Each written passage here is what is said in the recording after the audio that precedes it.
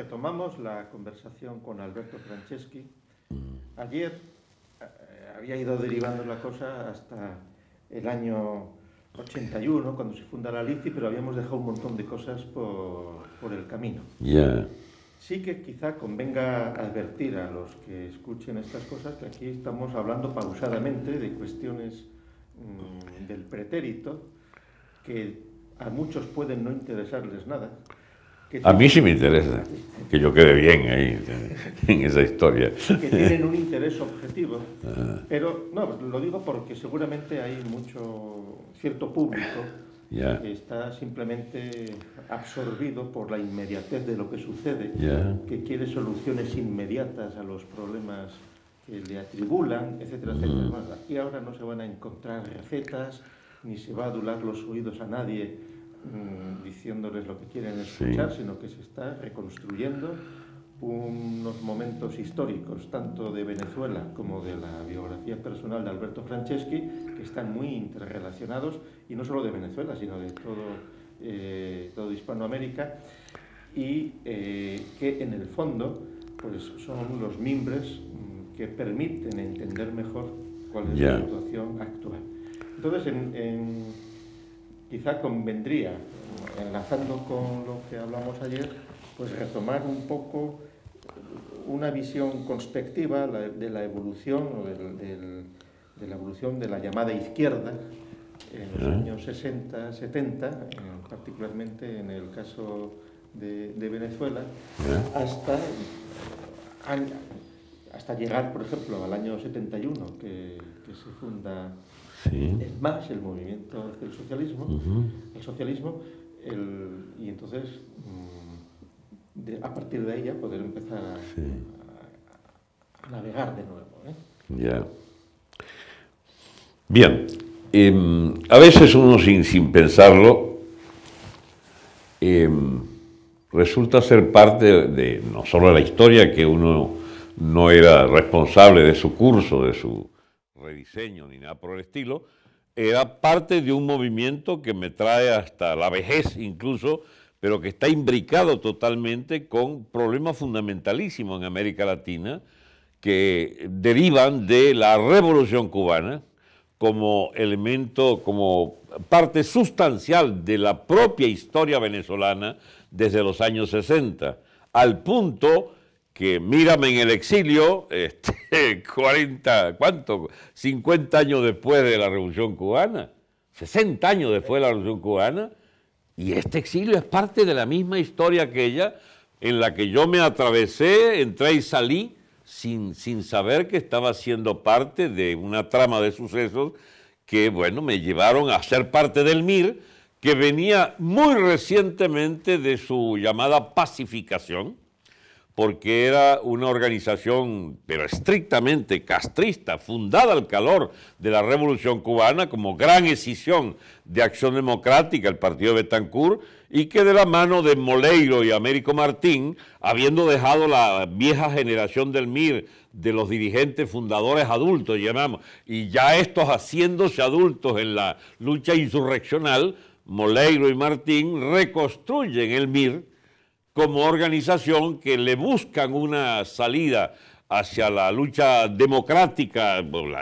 más bien, más que democrática, la lucha legal en el movimiento obrero, que tenía en ese momento un pequeño ascenso de inicio de los años 70, y es allí donde yo regreso de Francia, convertido en un militante marxista, que propone sumergirse totalmente en el movimiento obrero. Y entro al MIR después de haber constituido una tendencia estudiantil y obrera en Carabobo que me permite valorizarme como la cabeza de una tendencia interna en el MIR tolerada como una fracción pública, la del MIR proletario.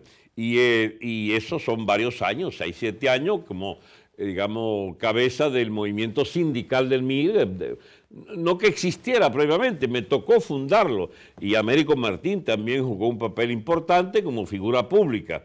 Al fin y al cabo, el MIR era una organización de fuerte vocación hacia las luchas populares y obreras en particular, y estudiantiles, y yo me encontré inmerso en eso, viajé miles de kilómetros internamente durante años, levantando esas tendencias sindicales clasistas que me permitieron entonces ser parte no solo del proceso de dirección y de corrección histórica del MIR, que abandona el foquismo guerrillero para convertirse en una organización, digamos, con vocación de influencia de masa, que lo logra ya hacia 1979-80, cuando, bueno, rivaliza con el MAS como corriente en la conducción de la izquierda. Al nombrar la palabra MAS, tengo que devolverme porque el MAS efectivamente es la otra gran corriente que viene de la fractura del estalinismo venezolano, del Partido Comunista Venezolano, que habiendo abandonado la guerrilla, igual que el MIR, que abandona la guerrilla y se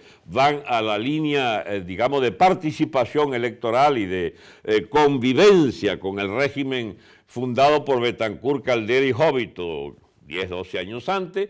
Ahora, esa entrada en las instituciones parlamentarias, etcétera, de Venezuela y de su régimen político llamado democrático representativo, permite que se suceda una escisión importante en el MIR, no porque el MIR se había extinguido como organización guerrillera, y la reconstrucción, te decía en la anterior grabación, que había sido obra de algunas decenas que consiguió Moleiro en la reconstrucción del partido. Y yo entré en ese momento constituyendo una fracción que vigorizó el factor estudiantil y obrero allí en mi provincia, Carabobo, y más tarde en todo el país como dirigente sindical nacional o dirigente de la política sindical del partido.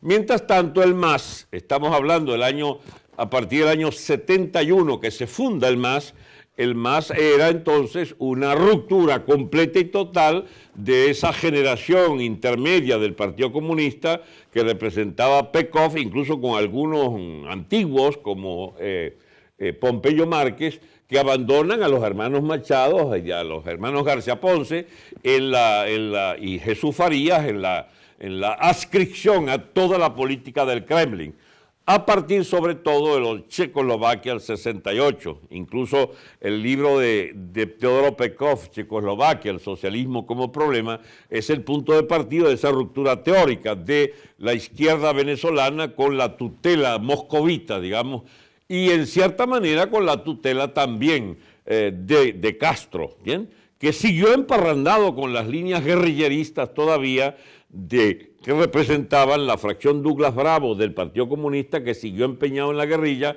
y con reductos como Bandera Roja y otras organizaciones de excisiones del MIR que siguieron en la guerrilla también, ya estrictamente foquistas, o sea, de mantenerse como focos ahí de predestinados en las montañas. Bueno, ahora bien, ese MAS fue una ruptura importante, la ruptura de Pekov, porque trae a Venezuela unas tesis políticas que eran hasta ese momento desconocidas, porque lo que es desde los años 30 en que se funda el Partido Comunista, pasando por, digamos, su colaboración con el medinismo como gobierno no de coalición, pero de connivencia entre Estados Unidos y la Unión Soviética en medio de la guerra, que permitieron la política aquella de complacencia del Partido Comunista con el medinismo, pasando por su historia de resistencia, incluso heroica, frente a la dictadura perejimenista,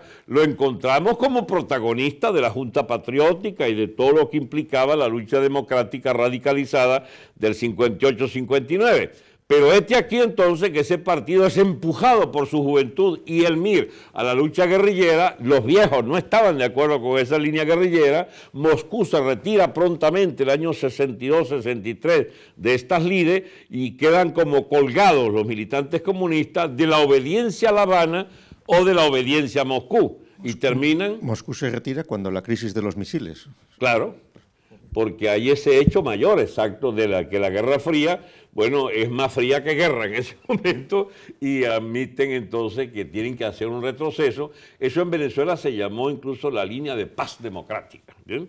Y van a las elecciones del 63 intentando, pertenecer allí, no lo logran, esperan un poco más tarde, fundan una organización ad hoc electoral, la Unión para Avanzar, el año 64, 65, siempre insistiendo en que había que abandonar la guerra de guerrilla, y ya el 68 nos los encontramos participando, digamos, con un frente político alrededor de otra nueva escisión de Acción Democrática por la izquierda, que es la escisión del maestro Prieto, que genera una gran expectativa porque en realidad era la corriente mayoritaria de Acción Democrática, pero está vetada por izquierdistas, y entonces lo llevan, lo empujan a la decisión.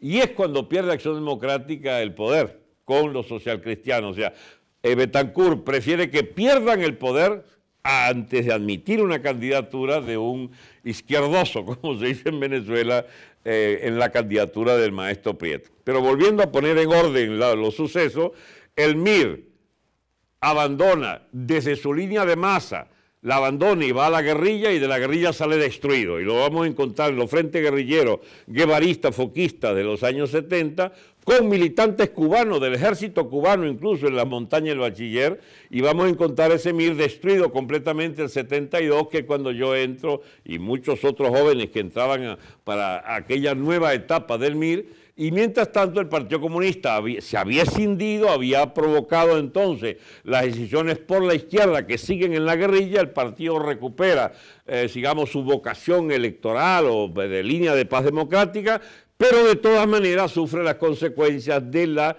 escisión producida por Checoslovaquia en el movimiento comunista mundial. Es donde aparece el eurocomunismo acá en Europa, aquellos filósofos, Althusser, Garodí, etcétera, Carrillo aquí en España, y en Venezuela pues el fenómeno de Pekov y el MAS, que se funda formalmente el 71. Y va a marcar el MAS, cómplice del castrismo, pero no siguiendo la línea de Castro. Y eso hasta su muerte, Pekov hace 6, 8 meses. Pekov defendió durante años que Chávez era un demócrata, por ejemplo. Fue a Chile allá a hacerle propaganda una vez, arrastró siempre a la izquierda, a la MUD, Mesa de Unidad Democrática, son todos estos partidos socialdemócratas, todo, que más o menos Pekov orientaba, ya con su vocación de socialdemócrata plenamente ejercida, y era pues el ideólogo del conjunto de esas líneas de socialdemócratas y socialistas de la Internacional de Zapatero y de Sánchez y de Felipe González, pues allá en Venezuela. Y el MAS entonces cumple ese papel de, digamos, factor de articulación del fundamentalismo democrático viniendo de la izquierda, que es un pilar fundamental hasta llevar a Venezuela a la agonía de ese sistema por la vía del chavismo, que ellos colaboran en el ascenso de Chávez. El MIR se extinguió en el camino, se fusionó con el MAS el año 83. El año 80 ya yo había abandonado el MIR,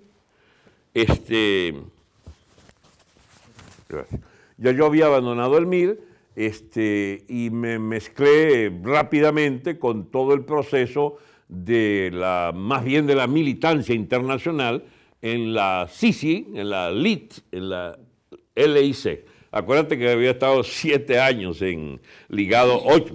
años ligado a la corriente lambertista, y que regreso a Venezuela, entro al MIR, y cuando se funda la LITSI, Liga Internacional de Trabajadores, Cuarta Internacional en Bogotá, ya yo estoy fuera del lambertismo y me encuentro con los amigos de Moreno. Pero antes de que eso suceda, tú eres diputado. Sí. Tú eres diputado por el MIR. Así es. En Carabobo, que teníamos una gran fuerza nosotros, hacemos elegir uno de los 4 diputados del MIR a las elecciones. Explica cómo fue ese proceso. Mira, en Venezuela la ley electoral era bastante, digamos, mucho más democrática que la de España, por cierto. Había lo que se llama el cociente electoral. ¿Cuánto cuesta un diputado? 50.000 votos, vamos a suponer. 50.000 votos, entonces tú puedes elegir hasta 4 diputados, así no saques 50.000 en circunscripciones específicas, en circuitos específicos. Si tú tienes 50.000 reunidos a nivel nacional, tú tienes un diputado. Si tienes 4, puedes llegar hasta 4 diputados con 200.000 votos repartidos por allí en todo el país. Eso fue lo que ocurrió con el MIR, reúne 200 y pico mil de votos, puede entonces elegir 4 diputados. Uno de esos 4 diputados es el de Carabobo. Hay una truculencia que yo la toleré, que me hacen los amigos de la vieja guardia del MIR, que siendo yo la persona de mayor nivel de conocimiento público, digamos, de apreciado en público, por ser dirigente del MIR y secretario general del MIR en Valencia, era yo el candidato natural a la cabeza de lista. Y entonces me entero de que me han bajado. La truculencia también se da en la izquierda. Me bajaron a suplente, y entonces, pero para serte sincero, como eso para mí no tenía ninguna relevancia, salvo que podía obtener la inmunidad parlamentaria, el carnet y la placa para el automóvil para poder pasar en todas las alcabalas. Y si me daban eso como suplente incorporado por alguna semana, ya yo estaba feliz. Entonces yo no hice problema con eso. Sí me di cuenta que me habían hecho una trastada, pero era muy mal visto que uno peleara por los intereses de mi diputación. Entonces preferí tragar entero y sencillamente asumir que, bueno, al fin y al cabo, no era porque los que me sustituyeron a mí fueran egregios militantes revolucionarios, porque el que en realidad le dieron la titularidad era un sinvergüenza del partido que había pasado toda la clandestinidad muy cómodamente instalado, y lo consigue cuando el chavismo como director de la banca oficial de Venezuela, ¿entiendes? Esa sí no se la perdono. Pero tú llegaste a estar en el Capitolio sí, unos claro, meses. No, yo fui incorporado, me dieron mi carnet, y yo usufructaba mi inmunidad, que era otra de esas cosas raras, ¿no? Que formalmente diputado suplente podía ser igual que un titular. Eras diputado durante 5 años. 5 años.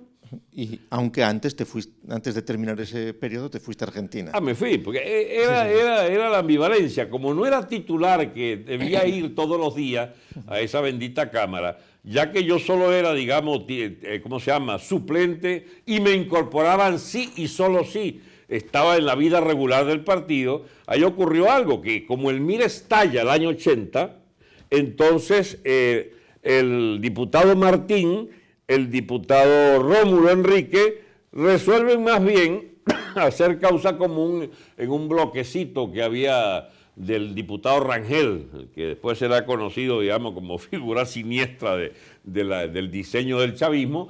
Bueno, ellos dos andaban en ese bloque con Rangel, un bloque independiente, y Moleiro quedó solo como el representante de la tradición ortodoxa del MIR. Y porque a él le correspondieron las siglas del MIR en el estallido, a lo cual yo ayudé, siendo de la dirección y para efectos legales, yo le ayudé a Moleiro a mantener el nombre del MIR en el seno de su fracción. Porque a nosotros tampoco nos interesaba. Yo me fui entonces con la tendencia morenista a unificar el troquismo en Venezuela con el nombre del PST. ¿Puede tener algún interés seguir la evolución de aquellos 4 diputados del MIR? Ninguna. Ninguna, porque fue una lenta evolución hacia la derecha socialdemócrata.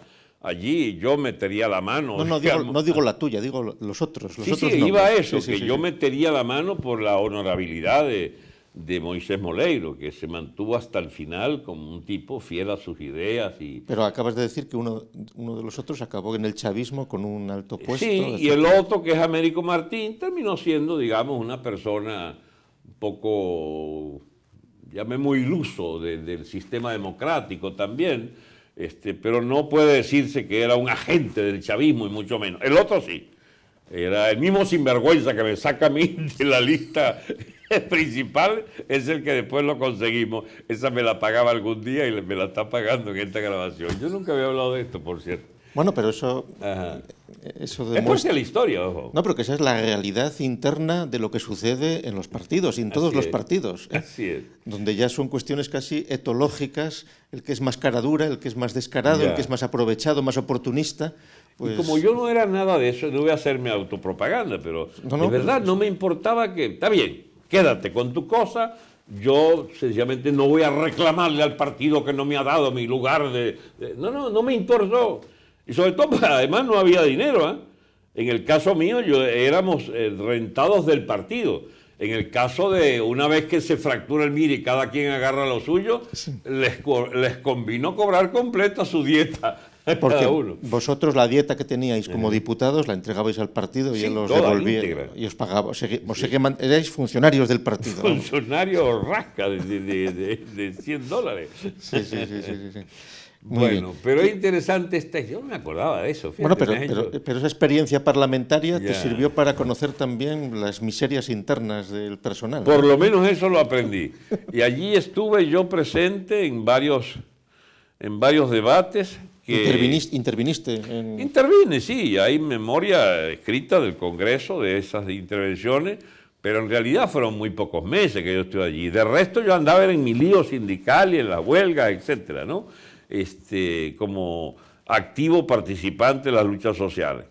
En realidad, ese título de diputado del MIR me sirvió, diputado del Congreso, me siguió sirviendo hasta para, digamos, viajar con cierta seguridad en el país, viajar al exterior, incluso tener mi pasaporte diplomático. Y el año 82, corría el año 82, yo fui a Bogotá, a la fundación de la LITSI, siendo diputado. Lo habíamos dejado en la grabación anterior diciendo que tú habías convencido a Ricardo Napurí a acercarle a la corriente de Moreno.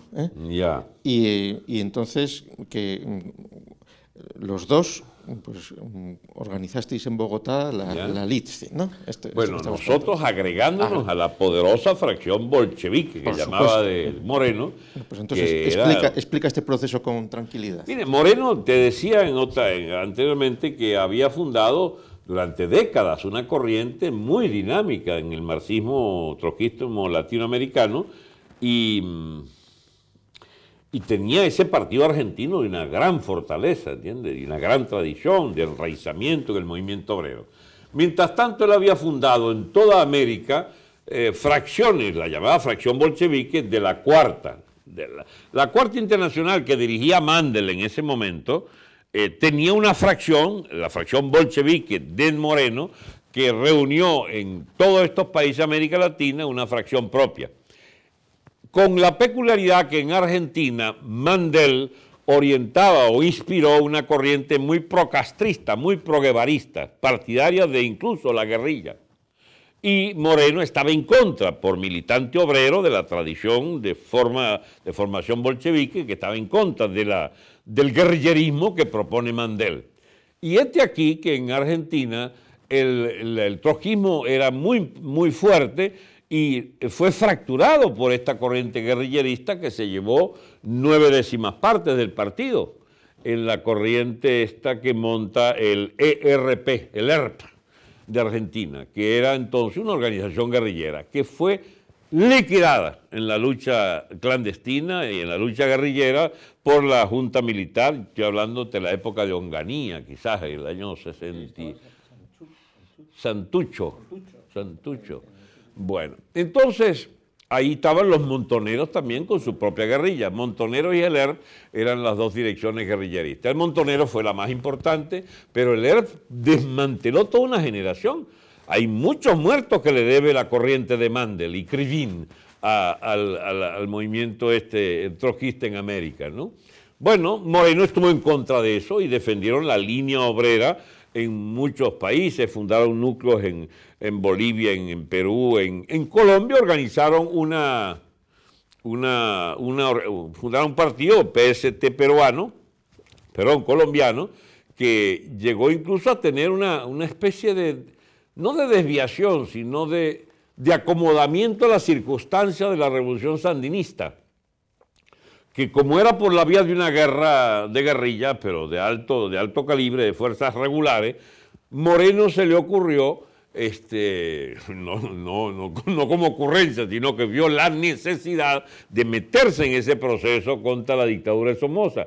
Y se armó desde Colombia una brigada de trotskistas y de activistas revolucionarios de Colombia que van a Nicaragua a participar en la guerra. Y la brigada Simón Bolívar logró cierto apoyo allí de logístico, creo que de Costa Rica, y participaron en la toma de Bluefield, el pueblo un puerto de población negra que está en el Caribe, ¿no?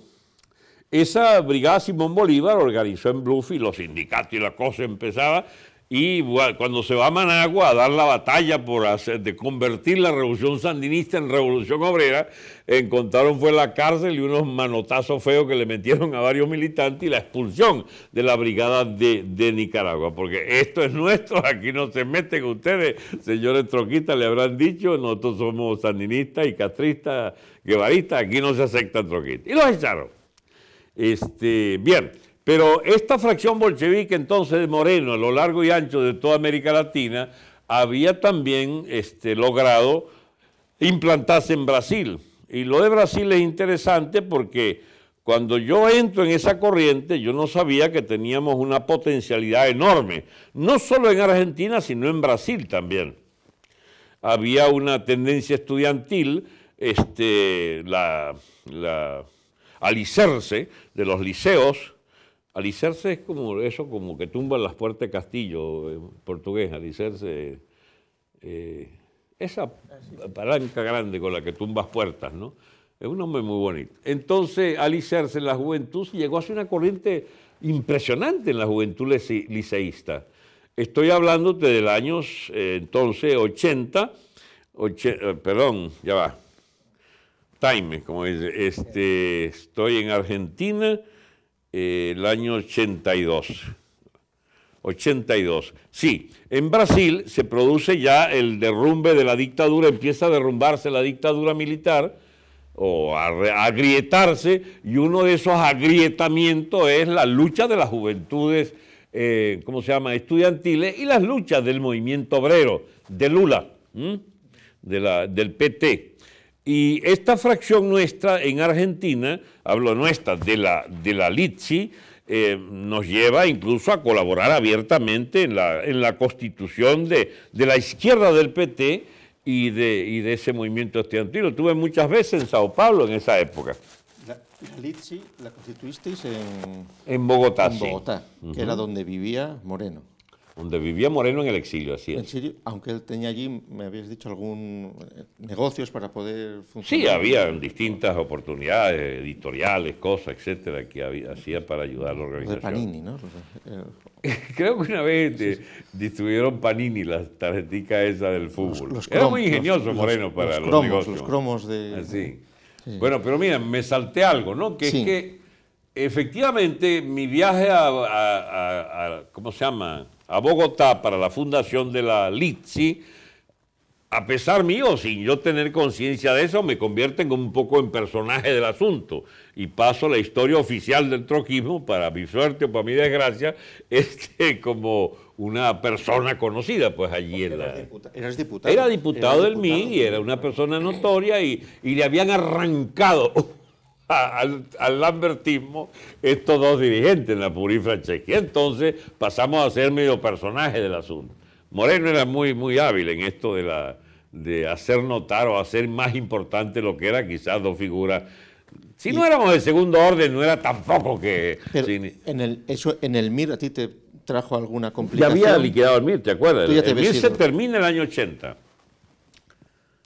El MIR se termina el año 80, yo milito en una organización unificada de los trotskistas de Venezuela. No, pero cuando tú estás de diputado, tú sales diputado en el 79 por el MIR. Sí, pero sigo diputado 20 personas, no es del PIR. Porque el MIR entonces desaparece. El MIR desaparece y cada diputado era libre de hacer lo que sea, y más en el caso mío que no era titular sino suplente. Pero luego, vamos a ver, pero el MIR... Ajá. Desaparece el MIR proletario o el MIR en general. Porque el MIR proletario desaparece al fusionarse con el PST, Partido Socialista y Trabajador. Pero luego el MIR... El MIR como tal, fuiste tú el que me recordaste la fecha que se disuelve en el MAS. Pero en el 83. En el 83, claro. Exacto, se sí, disuelve en el MAS. Pero todavía... En el 83, por eso. Ajá. Pero tú ya en el 83 ya estás en... Ya yo estoy en otra dimensión. Bien. Y entonces, el Silvio Frondizi, me suena, pero Silvio Frondizi es un personaje hermano del presidente Arturo Frondizi, que gobierna Argentina en el año 60, 63, es el que opta por hacer elegir Perón desde el exilio, y que es la reinstitucionalización de Argentina, que había sido interrumpida por el golpe de Rojas ayer, 56. La vuelta a los gobiernos democráticos, Perón hace elegir a Frondizi como... Era una figura de... Pero ahora, el hermano del presidente Arturo Frondizi, Silvio Frondizi, era un militante de izquierda democrática, izquierda nacional, llamaban ellos, en los años 50. Y te lo mencioné porque era muy amigo, ¿cómo se llama? Mi amigo Ricardo Napurí era un poco de su entorno, ¿no? Entonces, ¿cómo, estando tú en Litzi, siendo formalmente diputado, surge que te vas a Argentina? Ya va. Pero lo de Frondizi no tiene nada que ver con esto. No, bien, es una historia bien, incluso ajena en la que yo no participo. Bien. Okay. Sí. Mira, el año 82 entonces estoy yo en Caracas y me paraliza, veo los periódicos o la radio, no sé, que acaba del gobierno de la dictadura de Galtieri, acaba de invadir, acaba de recuperar, en estricto sentido, las Malvinas. Abril del 82. Abril del 82. ¿No? Ok. Y entonces empieza esa guerra y a mí me llaman a Argentina, perdón, a mí me llaman a Bogotá, donde está la dirección del partido. Te llama Moreno. Me llama Moreno. Y le digo, pero ¿para cuándo es eso? Hoy mismo. Me dice, broma. Y me dice, mira, pero yo tengo que ir a Valencia a buscar mi ropa y mi cosa. Véngase así. Caramba. Entonces me voy con lo que cargaba puesto y resulta que es que me visten de traje y todo, me visten de diputado en Colombia y debo ir en misión a Buenos Aires. Pasando por, ¿cómo se llama? Por Perú, al aeropuerto de Perú, donde haría una conexión con mi amigo Ricardo Napurí, senador de Perú, que deberíamos presentarnos los dos en Argentina, según la maniobra de Moreno, no fallaba y no falló, de presentarnos ante la Junta Militar fascista, troglodita, nazi, todo lo que quieran llamar a la Junta de Galtieri. Claro, que formalmente erais un diputado y un senador. Un diputado y un senador, así es. De izquierdas. Ajá. Y vamos a presentarnos ante un gobierno de genocidas, y que nos había matado pocas semanas antes uno de los últimos militantes del partido argentino nuestro, en la clandestinidad. Pero aquí, que a ver, ahí es donde se apela a los clásicos, ¿no? Trotsky tiene un escrito que decía, con el negus contra Mussolini, por la defensa del país atrasado contra el imperialismo democrático, inglés democrático. Bueno, bajo esa máxima, mi amigo, por intuición, por si sobraran la argumentación por tonelada que puede haber de la legitimidad de Argentina para ocupar sus islas, que fue usurpada por Inglaterra, igual que nuestra Guayana Esequiba en Venezuela, igual que Gibraltar a ustedes aquí. O sea, esas son rapiñas imperiales de la pérfida Albión, que sencillamente tenía derecho a la Junta Militar. Las motivaciones de la Junta Militar argentina para esa guerra de Malvinas eran todas bastardas, pero el hecho de la defensa del interés nacional al recuperar esas islas, para nosotros es una cuestión de principio. Y se pone en pie de guerra el partido de Argentina en la clandestinidad para la tarea más difícil que a mí me ha tocado entender en la vida, que era colocarse bajo la disciplina militar de la Junta de fascistas de Argentina, pero en apoyo, en disidencia política con ellos, pero apoyándoles militarmente. Es decir, Participamos en la guerra bajo vuestra disciplina, pero seguimos estando en contra de ustedes como conducción absolutamente bastarda del proceso de lucha contra Inglaterra. Era complicada, pero había que hacerle entender así. Y llegáis a Buenos Aires con vuestros trajes de diputados y de senador. Sí, ¿Y quién os recibe? ¿El partido, representantes del partido o ya militares? No, eso fue por partes. Yo llego, porque la verdad histórica siempre está llena de detalles que son reveladores. Yo llego ¿dónde? Me acuerdo que hay en Argentina un embajador de Luis Herrera Camping. Acuérdate que ya ha cambiado el gobierno de Venezuela, no es de los ADECO, sino de Luis Herrera Camping. Y Luis Herrera Camping, apenas se produce ese hecho de la guerra de Malvinas, insinúa que él va a apoyar a Argentina, como muchos otros gobiernos latinoamericanos. Y sobre todo venezolano, porque tiene el contencioso de Guyana, ¿no? Ok. Entonces yo me le presento al señor Jorge Daher, que era una especie, él había sido uno de los fundadores del MIR, fíjate tú. Había después fundado un partido propio, el Fuerza Democrática Popular, algo así, FDP, con Larrazábal de figura. Larrazábal, recuperado de la candidatura frustrada por UR del 58, lo toma Daher y lo convierte en símbolo de ese partido que tenía un timón de marino como figurita de símbolo, ¿no? Y entonces, luego pactan con el presidente, Daher pacta con el presidente Caldera, y luego lo encontramos entonces de embajador de los socialcristianos en Argentina. Ven, creo que se había casado con una bellísima mujer argentina en esa época, una Miss, no sé cómo era la cosa.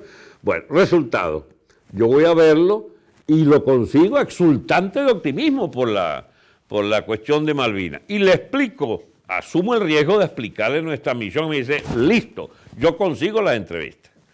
Y nos consiguió la entrevista.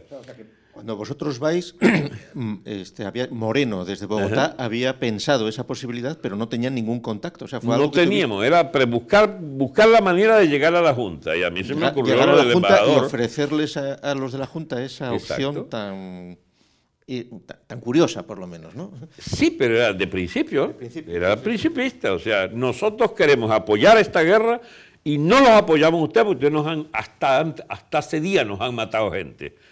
Llevamos 140, 150 muertos, nos mató el partido esta junta militar de Galtieri. No la Galtieri, la de conjunto, Videla, Viola y Galtieri. ¿Y cuántos días tardasteis en hablar con algún general o con las...? 5 o 6 días. ¿Y cómo fueron esas conversaciones? Ellos mandaron un delegado, digamos, el general Walter, de participante del cogollo, de la junta esa. ¿Dónde os reuníais? ¿En la embajada? No, en una reunión, una oficina privada, etc. Entonces, ¿en qué consistió la reunión? En ofrecerle esto. Pero era algo más que se le ofrecía, y esto es lo que sea lo más picante del cuento. A ver, además, ¿qué queríamos nosotros para nosotros? Queríamos la vuelta a la legalidad o la emergencia a la legalidad del partido PST en la clandestinidad, para meternos de cabeza en la lucha contra Inglaterra en la guerra, como batalla política. Además de la batalla militar, que era la que podíamos disciplinar a los mandos únicos de las Fuerzas Armadas en una guerra. No se anda inventando otro frente militar. Hay que estar con la unidad militar que esté dirigiendo aquello. Bueno, entonces, la otra oferta era que Napurí, que había sido un antiguo cadete no, subteniente, algo así, o teniente de la aviación militar peruana, el año 48 o 49, habiéndose negado a ametrallar una insurrección de la Marina del APRA, o sea que era partidario de una insurrección del APRA, al negarse a reprimir la flota, los grumetes que estaban en los barcos, entonces al aterrizar lo degradan y lo deportan a la selva y de allí se fuga, va a Argentina y pasa 8 o 9 años allá de, ¿cómo se llama?, de dirigente sindical de trabajadores de la prensa, lo consigues en el primer avión que llega a La Habana a dar la solidaridad a la Revolución Cubana con una gran cantidad de ayuda, que creo que estaba Silvio Frondizi en esa reunión de recursos y tal, y Naporí llega y se encuentra con que la oficina de Guevara lo acoge como inmediatamente colaborador inmediato del Che Guevara, y se hace secretario del Che Guevara en Argentina. Ese mismo Naporí, que lo consigo yo entonces ¿cómo se llama?, de constituyente de la constituyente peruana, el año 89, 79-80, ¿no?, cuando Morales Bermudo da una apertura importante, o sea, deponen al gobierno de ¿cómo se llamaba el chico? El militar Alvarado, Velasco Alvarado. Deponen a Velasco Alvarado, hay una apertura de constituyente donde es electo el amigo Naporí y muchos otros trotskistas y maoístas, etcétera, que fueron electos esa constituyente, y luego hay una regularización del nuevo sistema político, gana las elecciones Belaúnde Terry de nuevo otra vez, y en las elecciones al Congreso sale Naporí senador. Pero los contactos que él siempre tuvo con los militares le hacían, por aquella gesta de juventud, le permiten ser llamado por los generales de velasquistas o nacionalistas del ejército, y le dicen que si él debería ir a Argentina a proponerles que los militares peruanos están dispuestos a dar un golpe militar, de poner a Belaúnde y meter a Perú en la guerra, respaldando a Argentina. Esa era la misión de Naporí. Yo, como ves, ya paso a segundo plano. Sin embargo, mi misión era relativamente importante porque se trataba de lograr que el partido, argumentar que el partido necesitaba pues salir de la clandestinidad. Cuando llegamos y le exponemos esto a la gente esta de la Junta Militar, el tipo dice: la propuesta más importante que nos han hecho, la de Naporí. ¿Bien? Bueno, no hubo tal golpe en Perú, pero sí forzó, fíjate tú, que si tú ves la historia de esos 2 o 3 meses, hay una febril actividad de Belaúnde Terry buscando por vías de neutralidad, y la misión Hay, del secretario de Estado norteamericano Alexander Hay, buscando siempre la manera de provocar un congelamiento de la guerra, de que no se le fuera, porque lo que era absolutamente inevitable era que Perú entrara en la guerra, porque los militares peruanos y argentinos habían tenido una especie de llave histórica, ¿no?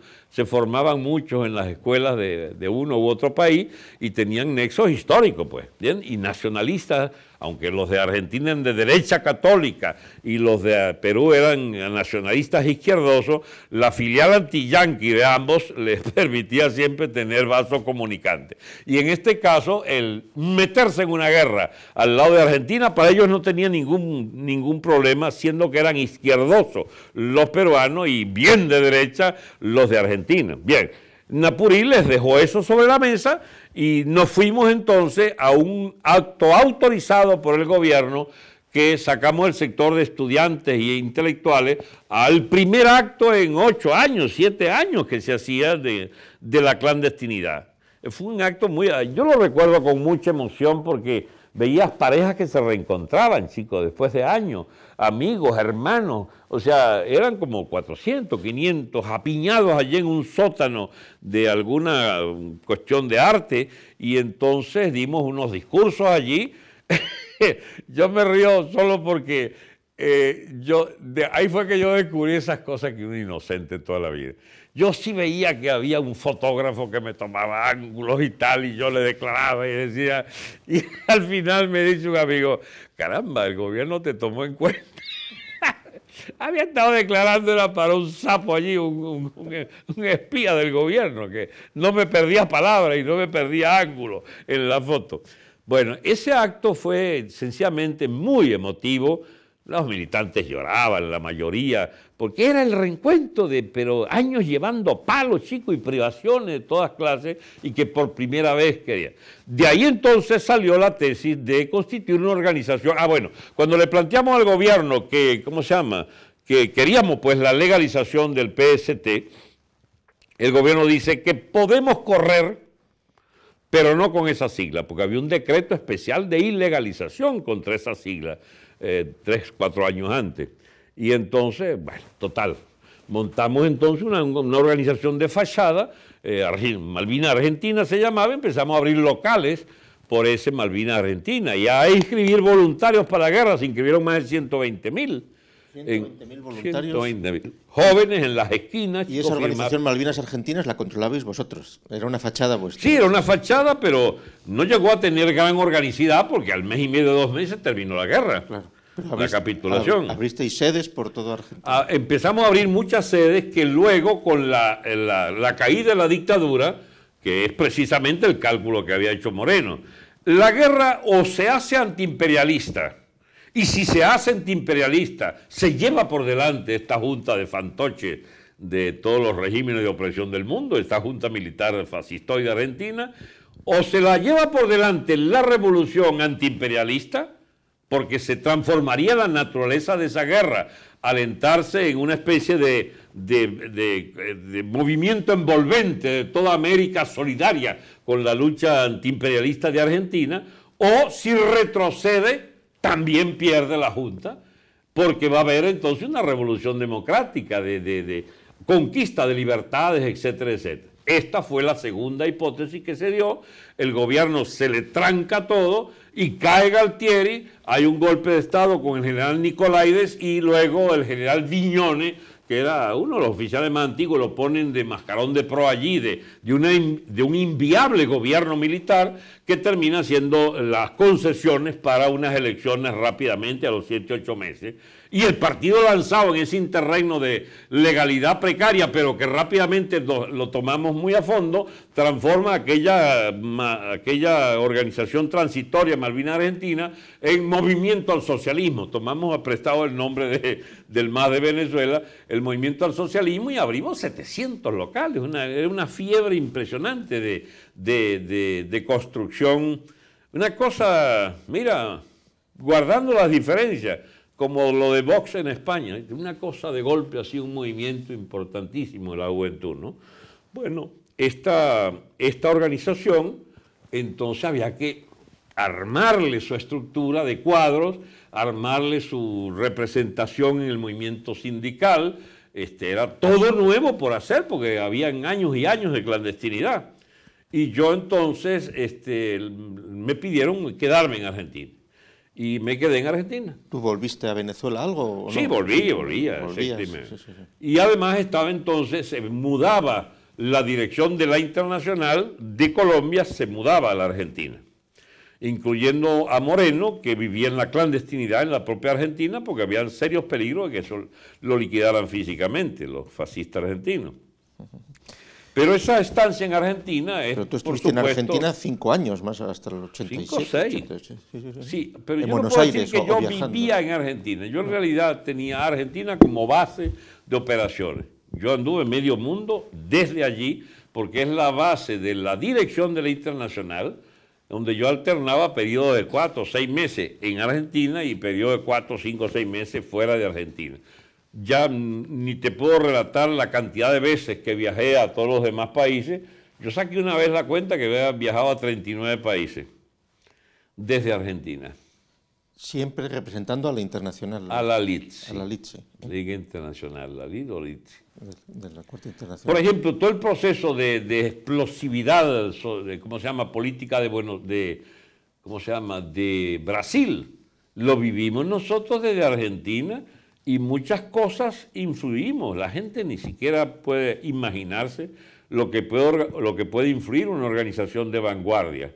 Yo recuerdo, por ejemplo, haberle oído en una reunión en Buenos Aires con los amigos de Brasil. Le oí proponerle al compañero Moreno, a Edu y a los otros compañeros de la Liga Socialista de Brasil. Mira, allí la gran consigna, le dice él, es direitas ya. Direitas ya. Estaba el problema de que la dictadura, forzada por una explosividad social, era forzada a, a eliminar el colegio electoral y a convocar elecciones con participación directa, sufragio universal directo y secreto de los presidentes. Pero los tipos aguantados, y la consigna del partido, que Moreno la concibe en una reunión que yo recuerdo en Buenos Aires, es proponer las directas ya como consigna hacia las masas. Y chicos, a los 5 o 6 meses tenemos Brasil con manifestaciones hasta de millones de personas por la consigna directas ya, e impusimos las elecciones directas en Brasil. O sea, para mí esa fue una fase en mi vida que, o sea, te da, ¿cómo se llama?, la dimensión de lo grandioso de la interpretación de fenómenos inconscientes que los hace conscientes a partir de una articulación, de una política, de un programa, de una consigna que interprete esos sentimientos profundos de la gente. Moreno había vuelto de Bogotá a Buenos Aires. Así es. Sin problemas. O sea, había que cuidarlo porque recibía amenazas de fascistas. ¿Amenazado? Sí, amenazaba. Pero estaba legalmente, pero amenazado, ¿o no? Sí, pero irregularmente. Él usaba un nombre que no era el de él. En realidad el nombre de él era Hugo Brezano Capacete. Y tenía el Nahuel Moreno, y todo el mundo lo conocía por Moreno. O sea, el legal... O sea, Moreno era el alias. Moreno era el alias, pero sí porque lo conoció. Sí. Y usaba otro, Miguel Capa, para escribir también. Pero te decía esto de, por ejemplo, las consignas que hicieron hacia Bolivia, hacia Argentina, hacia Brasil, hacia Chile. En el 84 estuviste 6 meses en Colombia, ¿no? El 84 tuve 4 o 6 meses, sí, en Colombia, y volví el 86 a Colombia. ¿Y qué hacías en Colombia? Ayudar al partido en la construcción de sus tendencias obreras, del sindicalismo, de a luchar, se llamaba. Eso fue en el 84-85, que fui varias veces, y el 86, sí, 86, sí. En el 86 es porque el partido se lo estaba tragando la guerrilla del ELN. ¿En Colombia? En Colombia. ¿Y qué hicisteis ahí? Bueno, que Moreno me pide que yo no tuve capacidad, digamos, para detener aquella deriva hacia el guerrillerismo. Me llaman a Buenos Aires y hacemos una discusión de 15 a 20 días, Moreno y sus ayudantes allí conmigo, y sale allí un texto que es el guerrillerismo en América Latina, está en internet todavía colocado. Del 86. 86, sí. Y entonces me pide Moreno... Que lo firmáis Moreno y tú, ¿no? Sí. Entonces, con ese texto, que es una especie de defensa de los clásicos del marxismo contra la pequeña burguesía radical y contra toda la fiebre guerrillerista y todo, los propios combates de propio, ¿cómo se llama?, Moreno contra Mandel en los años 60, etcétera. Entonces, con ese texto yo vuelvo a Colombia, a dar la batalla para defender la permanencia del partido en la línea de orientación obrera proletaria del partido, en contra de la guerrilla. Antiguerrillera.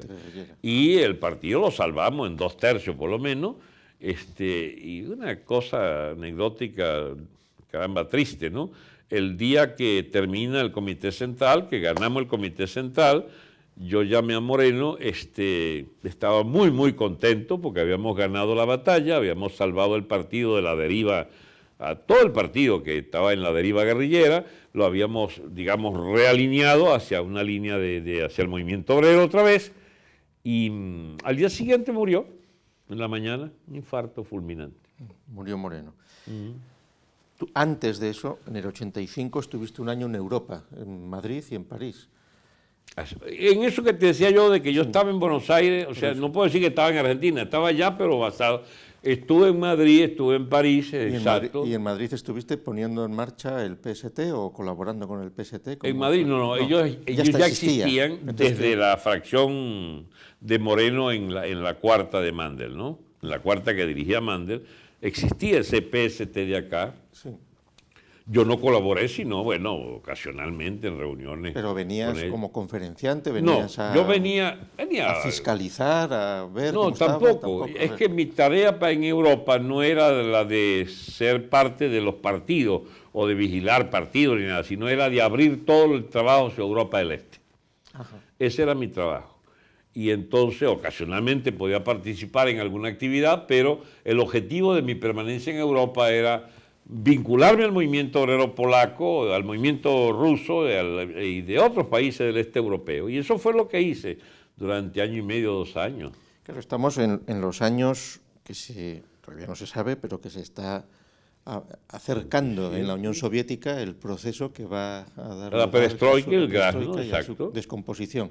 A mí se me pierden esas fechas en la memoria, pero fíjate que allí la efervescencia, yo lo recuerdo sí muy bien sobre lo de Polonia, porque era desde lejos el proceso más adelantado que había en toda Europa Oriental.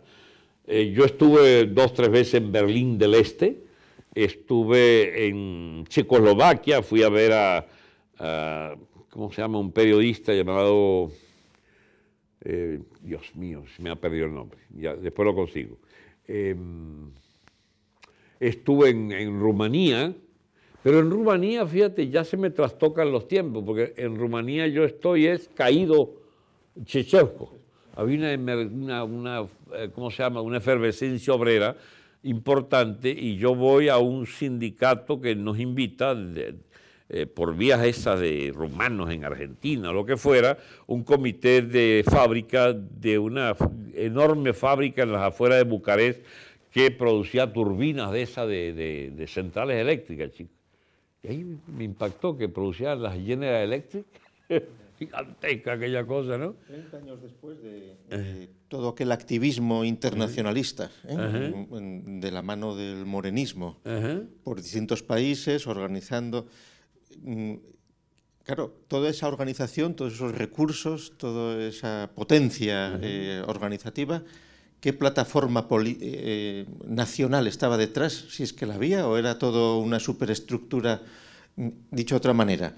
¿De dónde había apoyos económicos o de dónde había apoyos? El apoyo económico era el partido, los militantes se esforzaban, pero denodadamente por nutrir al partido de sus finanzas. Pero claro, en toda esa estructura internacional que teníais organizada, ¿no?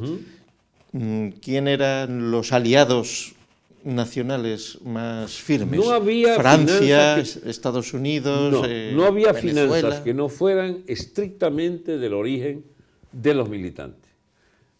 Por ejemplo, el Partido Argentino tenía un fondo muy grande de casas donadas por militantes a los que morían sus padres, y había la tradición entre los militantes de donar parte importante de su herencia, a veces toda, al partido. Y habían decenas por ejemplo, de apartamentos de costos de varios millones de dólares en Argentina. ¿Y la articulación económica de los partidos nacionales, es decir, la internacional? Cada partido tenía que cotizar de acuerdo a su número de militantes. Cotizaba a la internacional. Y la internacional redistribuía en función de las necesidades. Redistribuía en función de asistencia, de visitas, de publicaciones, etc. Pero era una vida bastante, digamos, de abnegación de los militantes. ¿Y las oficinas de la internacional dónde estaban en ese momento? ¿La sede? Sí. En Buenos Aires. En Buenos Aires. Estuve en Bogotá varios años con el exilio argentino y luego fueron y se constituyó en Buenos Aires la dirección propiamente. Que ahí era en la misma sede donde vivía Moreno, escondido más o menos, sí, disimulado. Ahí, era un local de un banco que lo alquilaban muy barato, por cierto, por eso. Un edificio entero. Era un edificio de 3, 4 plantas, pero gigantesco. Un edificio que albergaba un banco quebrado por allá de 8 o 10 años antes, y te alquilaba por $500, había hiperinflación ya en Argentina y podías conseguir, pero gangas, ¿no?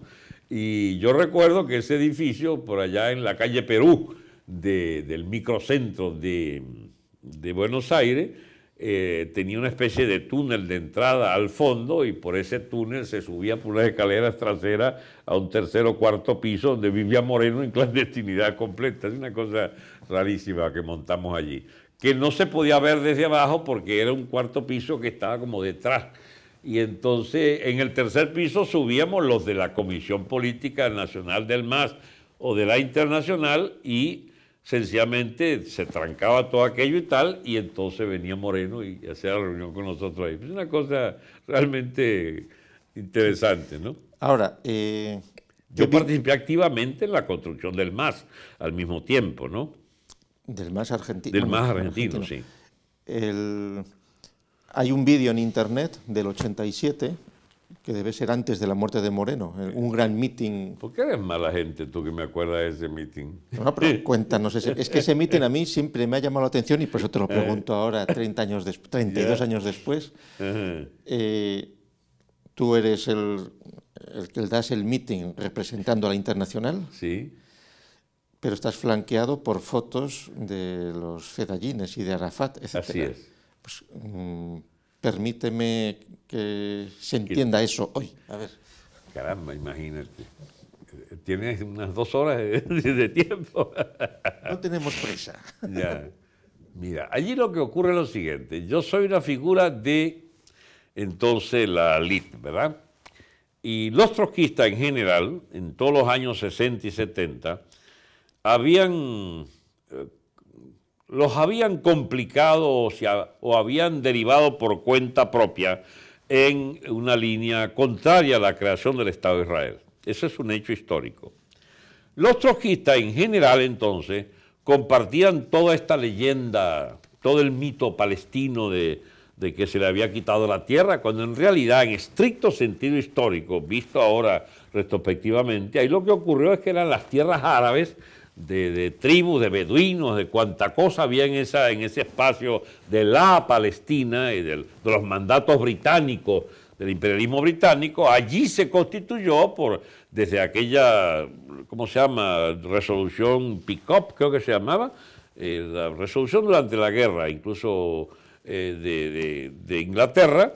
Hubo un acuerdo también Inglaterra-Francia para la creación de un hogar judío en Israel, y hay en Palestina, y hay luego entonces la formal creación de Rusia, por parte de Rusia y Estados Unidos, la resolución que permite la creación del Estado de Israel a partir de esos establecimientos judíos que se fueron construyendo a lo largo de 30, 40 años, y sobre todo en medio del Holocausto, que mucha gente se fue allá.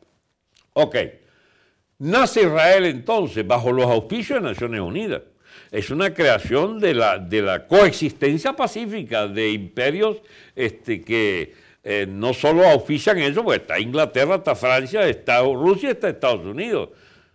China me imagino que también, pero era China la de Chiang Kai-shek la que participó en ¿cómo se llama?, en ese acuerdo de posibilitar la creación de Israel.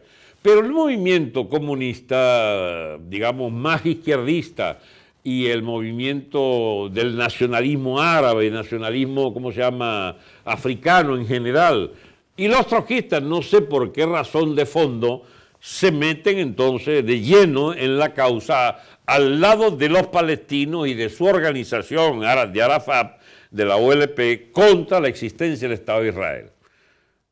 Yo era un militante pasivo de aquello, porque en Venezuela nunca hubo un problema, digamos, ni de militancia anti-Israel, ni de militancia, lo que llaman el antisionismo, ni nada por el estilo.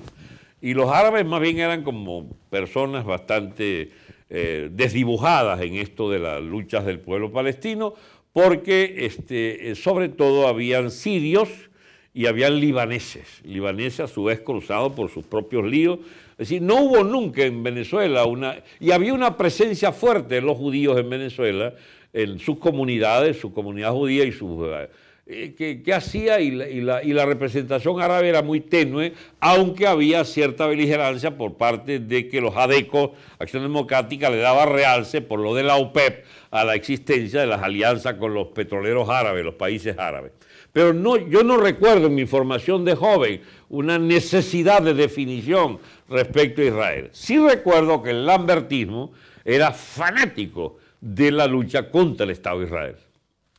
Ellos hablaban de la creación de un Estado laico, no racista, de un Estado de mancomunidad de judíos y de palestinos, judeo-árabe, laico, democrático, no racista, etcétera, ¿no?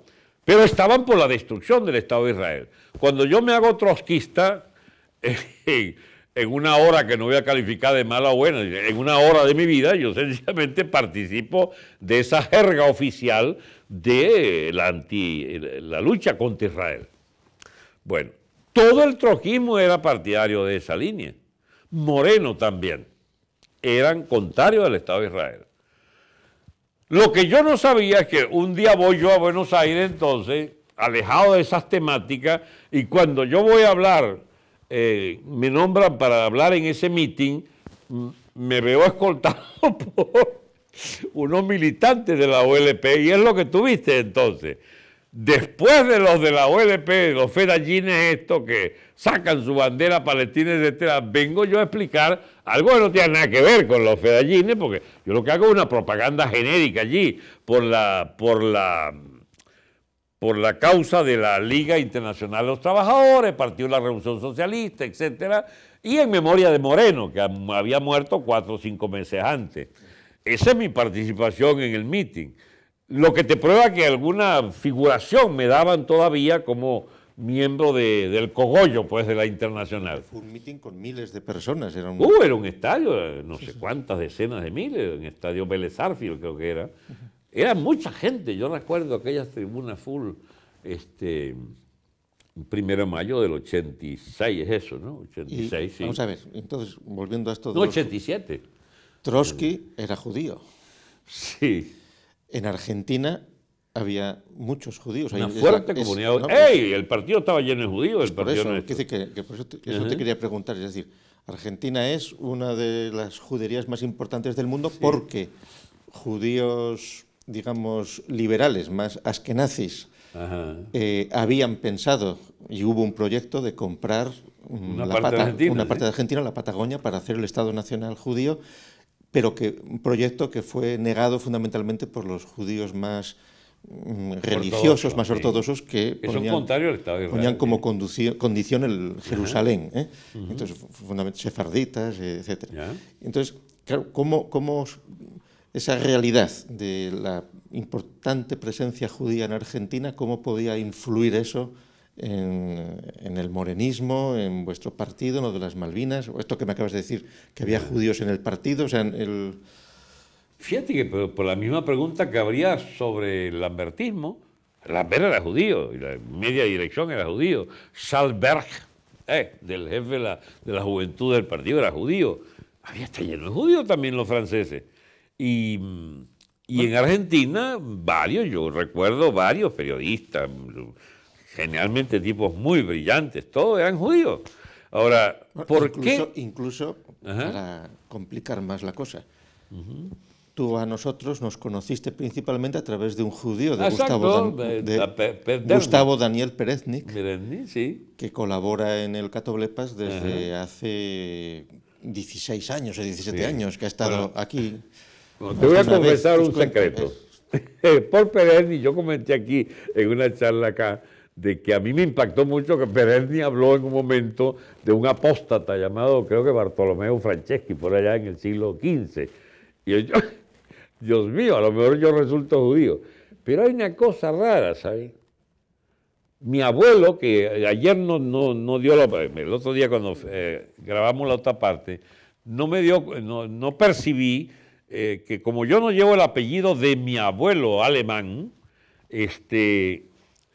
lo bien, resulta que es Yankey, él era Raimundo Yankey.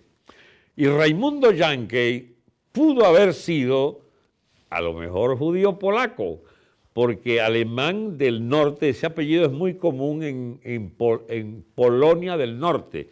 Acuérdate que había el pasaje Danzig, el Báltico allá, y había toda la Prusia Oriental, era lo que es Polonia del Norte actualmente, Königsberg a la derecha, etcétera, ¿no? De manera que este amigo de mis genes, el señor Raimundo Yankey, mi abuelo por parte de madre, quizás sea, Dios mío, algún judío polaco de eso, o de apellido germanizado. Bueno, todo esto para decirte que hasta yo empecé a entrar en sospechas si yo no sería judío, como reflexión, digamos, póstuma del asunto. Porque en realidad yo comprendí después, con los años, la estupidez de estar contra el Estado de Israel. Es un hecho histórico. Ellos lograron esa guerra. Es como, escúchame, quiera sí o no, los palestinos son una nación fragmentaria respecto a lo que es la nación dominante en esa área mínima del planeta, pero que está bajo control judío. Si quieren a Israel, tienen que hacerle la guerra y ganársela.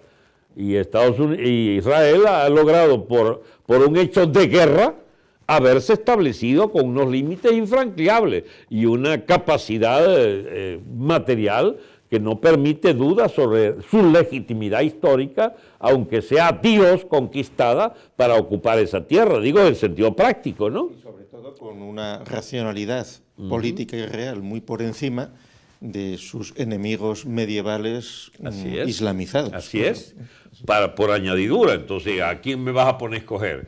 A los islamistas medievales, esclavistas de la mujer, esclavistas de toda forma de libertad, y me vas a ponerlo a escoger contra la única democracia en el, ¿cómo se llama?, en el Medio Oriente, que además donde los árabes pueden convivir en ese estado en la más irrestricta libertad. Pero esas cosas bajo los lentes ideológicos no se perciben, tú, Gustavo.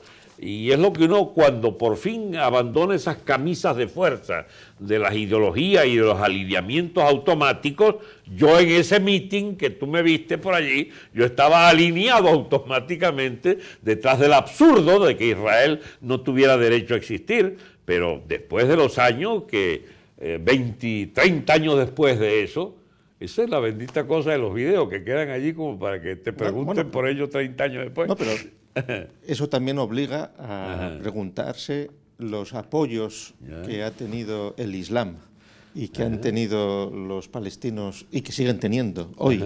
Los palestinos, digo, en nuestro presente, y a los intereses a los que responden y quienes les apoyan, que esos son asuntos que están abiertos, que no han cambiado, y donde ahí sí que tiene mucho que ver, pues, Francia, tiene mucho que ver, pues, otra serie de estrategias geopolíticas de lo más interesante.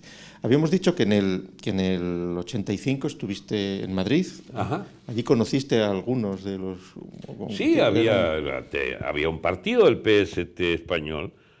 Yo te confieso, casi de forma irresponsable, yo actué en lo que me quedó de vida después de esa experiencia, en que no mantuve una relación ni siquiera epistolar con varios de... ¿Pero recuerdas algún nombre de los con los Mira, que es que entonces, es la manía por los seudónimos, entonces recuerdo son seudónimos, ¿entiendes? Sé que había un Jesús que dirigía el partido, un tipo extraordinario, muy inteligente, había un tal Santi, que debe haber sido vasco, era vasco, pero hablaba perfecto español, no era de esta raza rara, de los vascongados raros. Y había un tal Cabezas. Y yo por allí curioseando en internet todavía veo el Cabeza ese perteneciendo a una secta, pero infinitesimal ya, ¿entiendes? Porque eso es el destino de todos esos partidos que llegaron a tener gran incidencia y después siguen, no sé, como por voluntad vital de alguno de sus líderes o de sus... no sé, donde funcionaba la casa del partido, qué sé yo, que quedan como adscritos físicamente esas cosas por décadas y mueren allí. Sí, ya casi con sectas decadentes, ¿no? Decadentes, absolutamente decadentes. Para mí la vida en esa organización estaba ligada a un proyecto vital de sacar adelante un proyecto político equivocado de A a Z. Aprovecho para declarar que... Tú sabes que a mí me atacan todavía de comunista. Ustedes son comunistas. ¿Qué comunista va a ser yo? Yo renuncié hace 30 y pico de años, pero es como un San Benito que, o sea, te entierran como si fuera todavía marxista. Yo dejé de ser marxista, Dios mío, hace 30 años. Cuando cayó la Unión Soviética, cuando cayó el este europeo, bueno... No nos adelantemos. A ver. Bueno, está bien. En el mismo 85, antes nos acabas de decir ahora que más que tener una actividad pensada en España, etcétera, era Polonia, sí, etcétera. Era una estación y tú ahí ya fuiste perfilando y fuiste anunciando lo que veías que iba a venir y las dificultades. Digo, me refiero a los informes que tú hiciste a la Internacional. Sí, pero no es 85, es más tarde. Eso fue en el 88 ya. Pero vamos a ver, tú en el 85, quiero que gloses ahora. Ajá. Esos viajes desde el 85, que estuviste en Polonia, que estuviste en la RDA, Alemania, estuviste en la Unión Soviética en algún momento. Sí. 85, 86, 87, 88, ahí estás todos esos años de activista, viendo cómo funcionan estas cosas, y a partir del 88 empiezas a ver que eso no funciona, ¿no? Sí. En el 88 es cuando empiezas a hacer unos informes que nadie te cree en la Internacional. Exactamente. Glosa este asunto. Yo estuve el 86, y lo estoy asociando porque vivía Moreno cuando yo hice los primeros viajes de eso de acá. Moreno muere en enero del 87, o sea, tiene que haber sido 85, 86. 85, 86. Yo vengo entonces y me establezco también en París muchos meses. Y tratamos de buscar contactos con los polacos, ¿bien? Y logré el 87 ya, el 87, pero también el 88 es el año en que cuaja la cosa, ¿no? Porque habíamos logrado empalmar con una tendencia de solidaridad que encabezaba un sindicalista de Wrocław llamado Joseph Pinior, que había sido dirigente de la Federación de Trabajadores de Bancos y había sido puesto preso porque se había llevado los fondos del banco o de los fondos sindicales, que era una millonada de dólares en zlotys. Y lo pusieron preso, se negó a decir dónde estaba ni un solo zloty, pero cuando salen los zlotys se habían convertido en $100. La inflación le jugó una mala pasada al amigo Pinior. Era un líder de gran coraje personal. Resiste, esos polacos eran duros, tipos de una capacidad ¿cómo se llama?, de entereza moral sobre todo, y militantes de su causa, ¿no? A mí me tocó conocer muchos de esos polacos. Había conocido ya uno en el lambertismo, Edmund Baluka, que había dirigido las huelgas de los puertos bálticos del año diciembre del 70, enero del 71, que yo comenté acá, de aquellas huelgas que zumbaban por los edificios incendiados del Partido Comunista y de los sindicatos, los burócratas por las ventanas. Esa experiencia fue impresionante porque es la crisis que echa a Gomulka del poder y traen a Gierek, que es un dirigente obrero metalúrgico, que lo ponen entonces a la cabeza del partido, Edward Gierek. Y a Gierek se le agota el proceso en los años 80 y entonces dan el golpe de Jaruzelski, ¿de acuerdo? El 80 es el golpe de Jaruzelski, ¿no? Y luego hay la otra época de solidaridad ya, cuando vuelve a renacer, ya es el Papa polaco y toda aquella, y las propias huelgas generales de Walesa, las que llevan entonces a la ¿cómo se llama?, a la revolución política polaca. Ahora, lo interesante del proceso polaco es que yo estuve, de hecho, quieras o no, vinculado, no como protagonista, pero a ese hilo histórico de esa revolución política. Acuérdate que el 56, en Polonia, hubo la Revolución de Octubre polaca, que fue que se inundó de consejos obreros toda Polonia. Y lograron grandes reivindicaciones y sacaron a Gomulka de la cárcel a ponerlo a la jefatura del partido y a sobrellevar aquel viraje hacia el movimiento obrero y controlan la revolución política por mano zurda. Estamos hablando de la etapa de Khrushchev y la etapa en que sacan de la cárcel a los que están en la cárcel desde el año 52, que habían reventado todas esas oposiciones al estalinismo. Bueno, de ese 56... hay dos dirigentes notorios de la juventud del Partido Obrero Unificado Polaco, el POUP, que son, ¿cómo se llamaba el chico?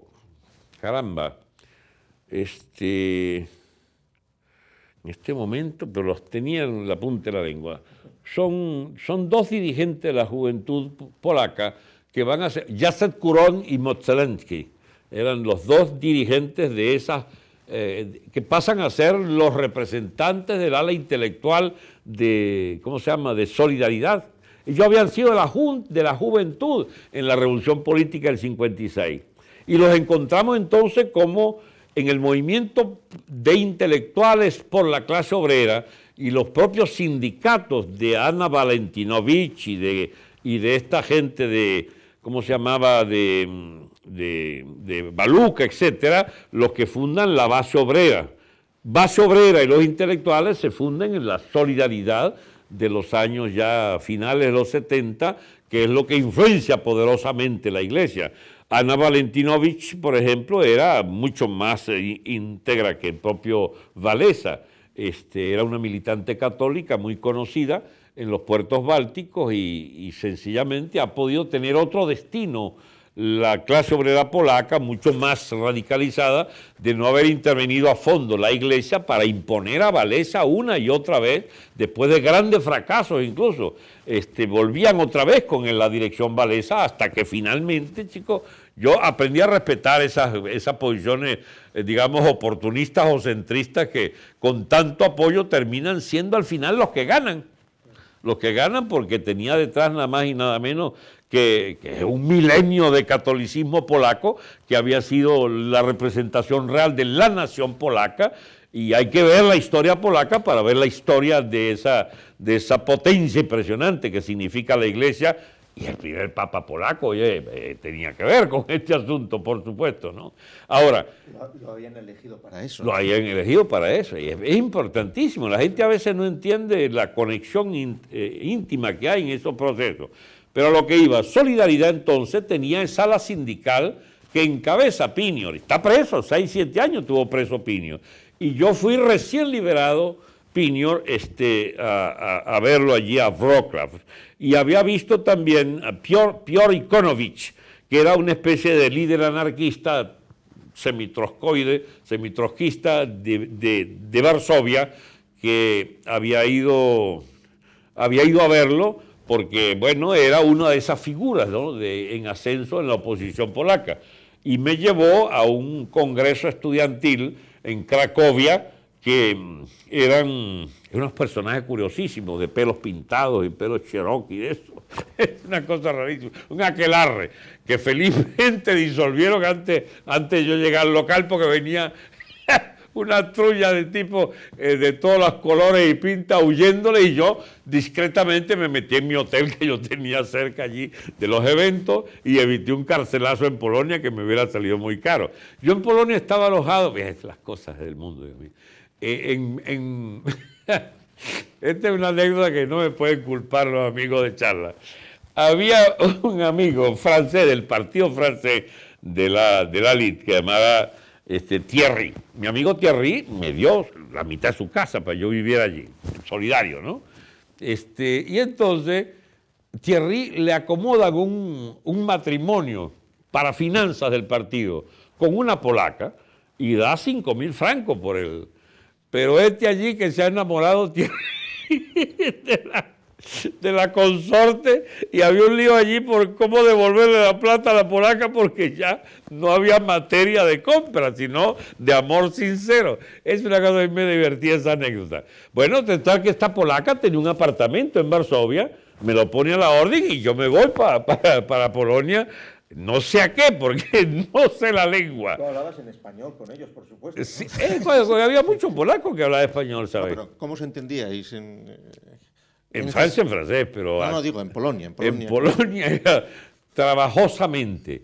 Ahora, yo tuve la astucia de presentarme en las embajadas de Venezuela y decir que estaba en una sesuda elaboración de una tesis sobre las economías del este europeo y no sé qué cosa, etcétera, ¿no?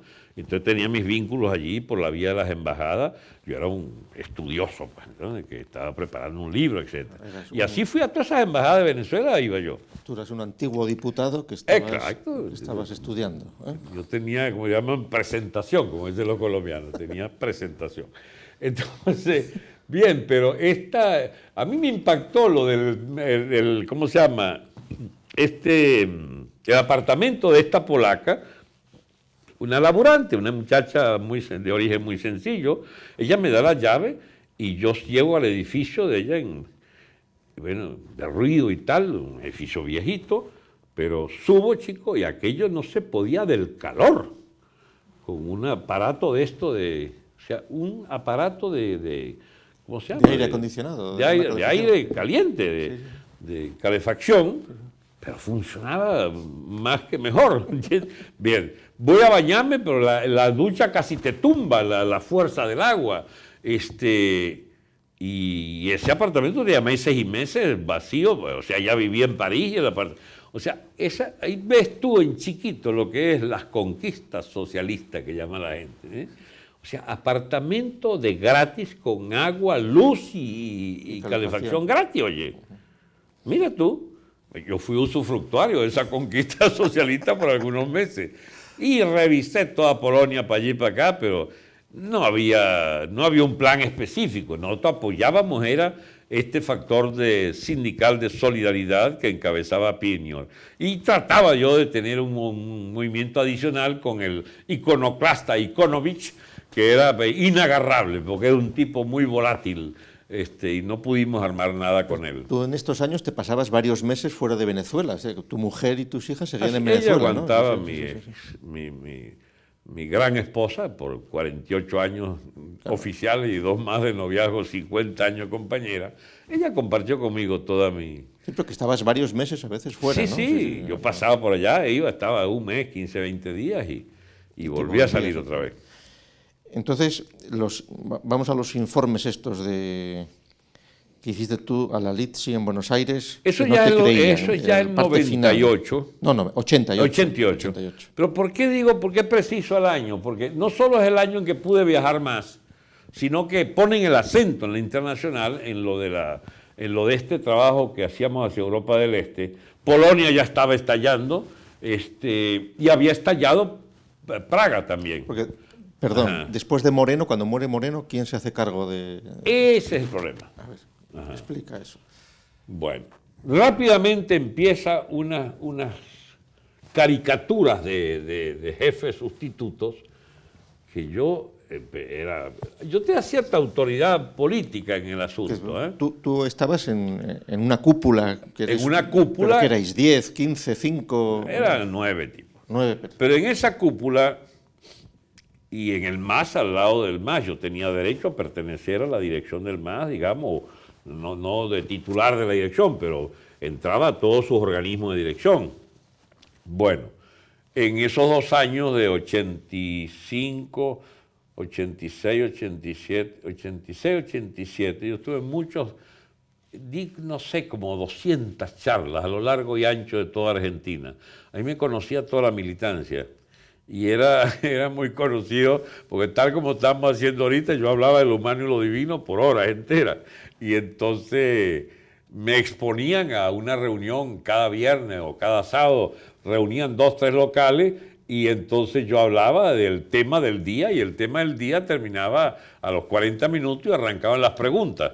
Y las preguntas eran sobre el planeta Tierra, ¿entiendes? La guerra de Vietnam, la guerra tal, la revolución política, la situación rusa, la situación de la economía americana. Y yo respondía a todo, por horas, 2, 3, 4 y hasta 5 horas estuve yo hablando con 200, 300, 500 militantes en esas charlas. Y entonces se regó y me invitaban de todos lados y yo iba a dar esas charlas. Y volvía, cargaba las baterías en Europa o en giras por América Latina y volvía y daba esas charlas. Yo me acuerdo una en especial, pero esa fue en el Comité Central de Argentina, que yo paso por Venezuela, estoy un mes y pico, y entonces hablo de toda Europa del Este, etcétera, en el Comité Central del Partido Argentino, y me dice alguien, pero no has hablado de Venezuela, ¿no pasaste por Venezuela? Claro, ahí no pasa nada, chicos. Eso es un frío polar. En la lucha de clase en Venezuela pasarán años sin que pase estrictamente nada. Eso fue como el 12 de febrero. 13 días después estalló Caracas en la llamada el Caracazo. Yo no vi nada de eso, ¿eh? Pero para que vean lo que son los imprevistos, ¿no? Es que no había razones para creer que después de una instalación presidencial de Carlos Andrés Pérez, que la llamaron la coronación, y era pero Dios mío, todo el buenismo reunido y todo el panfilismo, tú dices, todo el fundamentalismo democrático, la colaboración, y Castro también, y el presidente americano, que yo no sé, el vicepresidente que estaba allí ese día. Bueno, y a los 15 días de aquel gobierno, chico, estalla ese país en el Caracazo ese que ocasiona no sé cuántos miles de muertos. Lo que deja claro que no tuviste nada que ver. No tuve nada que ver ni con el pronóstico, quedé en ridículo completo, porque siempre habían malediciones. Entonces no pasa nada en Venezuela. Desde ese día aprendí a que no te des por enterado definitivo de nada, porque te puede sorprender, y Venezuela a mí me sorprendió a mí mismo, con ese episodio mayor. ¿Y por qué se explica el Caracazo? Aunque hagamos ahora un... Se explica porque se había agotado toda la etapa de prosperidad y de ascenso social de la democracia, del boom de los años 70, que fueron años de gran prosperidad petrolera, y todavía queda el boom, o sea, la continuación de la progresión del ingreso para sectores medios, pero hay un proceso de diferenciación social producto de los retrocesos que ya implican en la presidencia de Lucinchi, en la presidencia de Luis Herrera, que hay lo que se llama el enfriamiento de la economía. Trabajaban en base a deuda, ya debíamos tanto como, no sé, 20, 30 mil millones de dólares. O sea, había austeridad, había frenazo en los ingresos de los trabajadores, había mucha corrupción oficial, y entonces es percibido aquello como un régimen que se olvidó de la gente, pues. Y el AMPA empezaba a crecer también. ¿Y qué fuerzas movieron el Caracazo? Entonces, ¿cómo se coció aquello? Todavía hay mucha gente que dice que eso es absolutamente inexplicable, que eso es un chispazo propio de una expectativa enorme que se crea con la elección para un segundo mandato, no inmediato. Carlos Andrés había sido presidente del 73-78, ¿verdad? Y que aprovechó en el primer mandato toda la riqueza del petróleo. Toda la riqueza del mundo y la repartidera de real por todos lados. Entonces, después, con Luis Herrera y Lucinchi viene entonces el declive, o sea, se contiene y se retrae el salario. Bien, Carlos Andrés llega entonces con una expectativa de que vuelve la abundancia. Y lo que manda es un paquetazo neoliberal, como se llamaba en esa época, un paquetazo pero que en realidad era un paquete de estricta, elemental prudencia fiscal, que consistía en ponerle un precio de un bolívar a la gasolina, creo. Ahorita un litro de gasolina vale, no sé, 200 o 300 millones de bolívares un litro. Un bolívar. Bueno, y entonces ese aumento y varios aumentitos pequeños en la cesta básica originó una especie de algo así, de insatisfacción social con ganas de remover todo, ¿entiendes? Una explosión de ira popular, pero no era por hambre solamente, era una indisposición con el régimen, que les había creado unas expectativas que rápidamente se la frustraban. Porque mira, por cada carnicería que se asaltó, hubo 10 o 20 asaltos a electrodomésticos y a farmacias, en perfumerías y en seres y, ¿cómo se llama?, y adminículos para la clase media. O sea, fue una especie, eso que llamaba Francisco Miranda, soy bochinche, solo bochinche. Esa es una especie de maldición histórica que tenemos nosotros encima. Pero, ¿y no estuvo jaleado por ningún partido político? Dicen que por un factor de izquierda, pero es que no se consigue eso.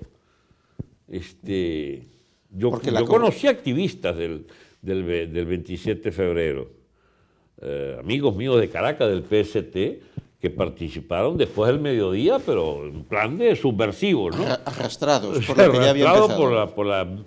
Por la mecha que venía estallando, la pólvora que venía estallando desde Guarena, una ciudad dormitorio al lado de Caracas.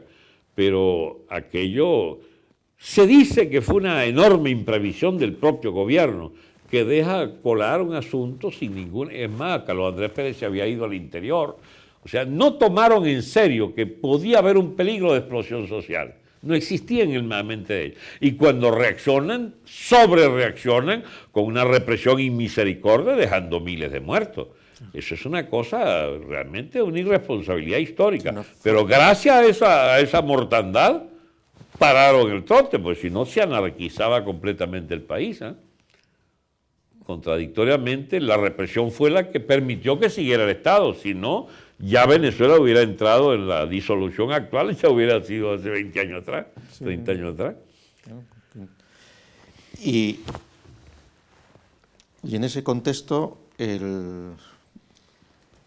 volvemos a los informes que no se creían.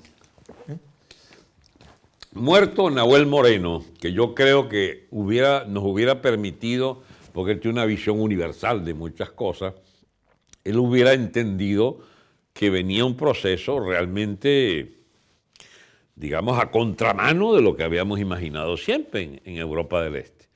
había una especie de, ¿cómo se llama?, de visión casi religiosa del trotskismo, según el cual habría una explosividad, una explosión social obrera que se transformaría en revolución política y regeneraría los estados obreros.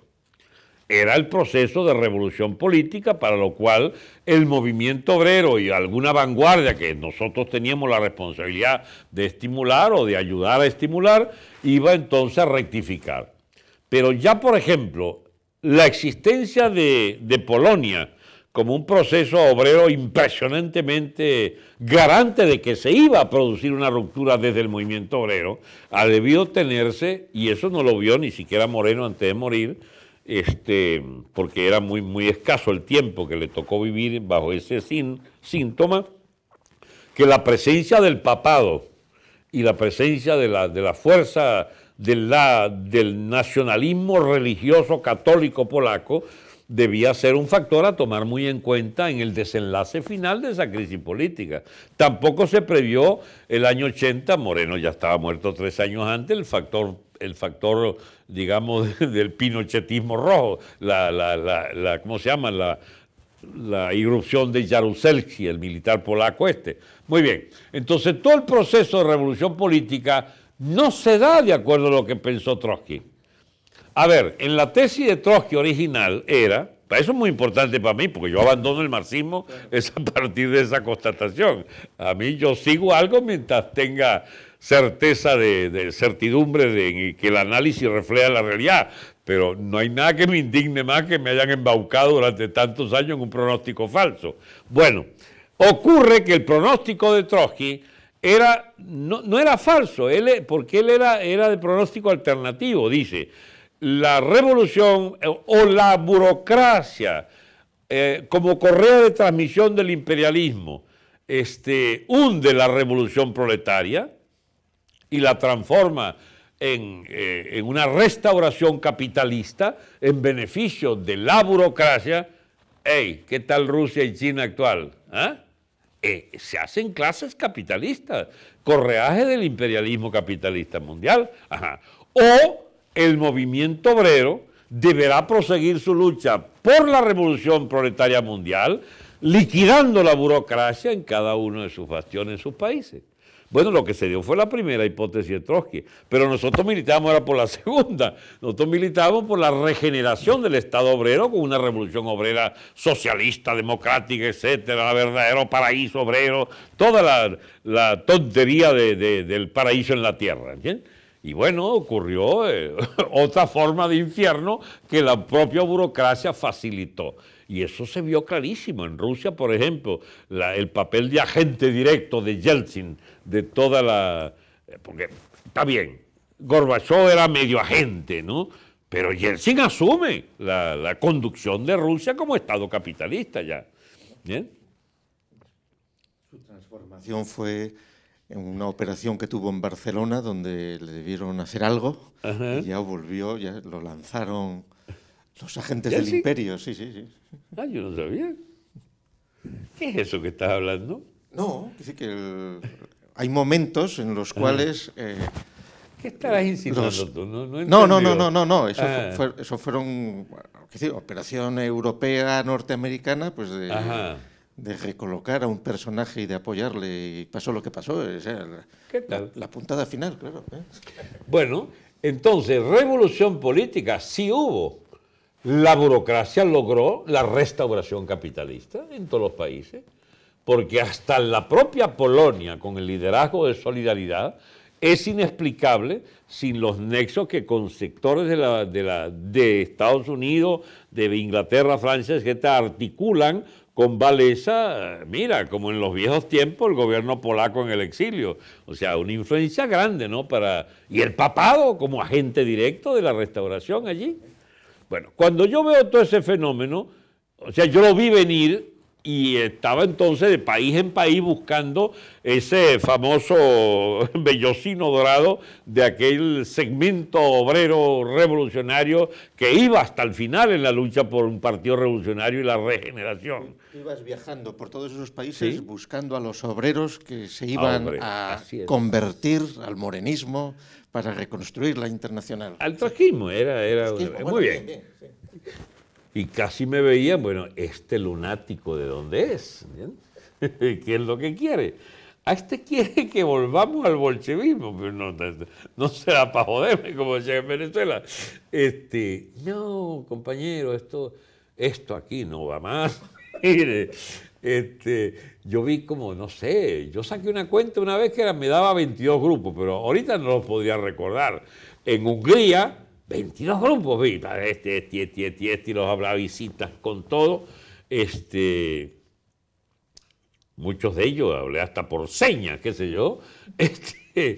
Es una lengua dificilísima, lo cual les obliga a ellos a su vez a conocer lengua extranjera. Entonces, yo medio entiendo bien el inglés, hablo normalmente francés, y entonces les oía negativas en redondo, a repensar siquiera en Hungría, el país de la gran tradición obrera del Consejo Obrero Central de Budapest del 56, cuando las Fuerzas Armadas y Policiales se fracturan con Palma Letter y Sándor Kopacki allí en la dirección de la policía, e Imre Nagy era el líder del gobierno auténtico y se produce aquella prodigiosa revolución política en Budapest. Ni memoria de eso, no quieren saber ni siquiera de su propia historia. Ellos quieren es el capitalismo. Entonces, aquí no hay que hacer más nada, dice yo.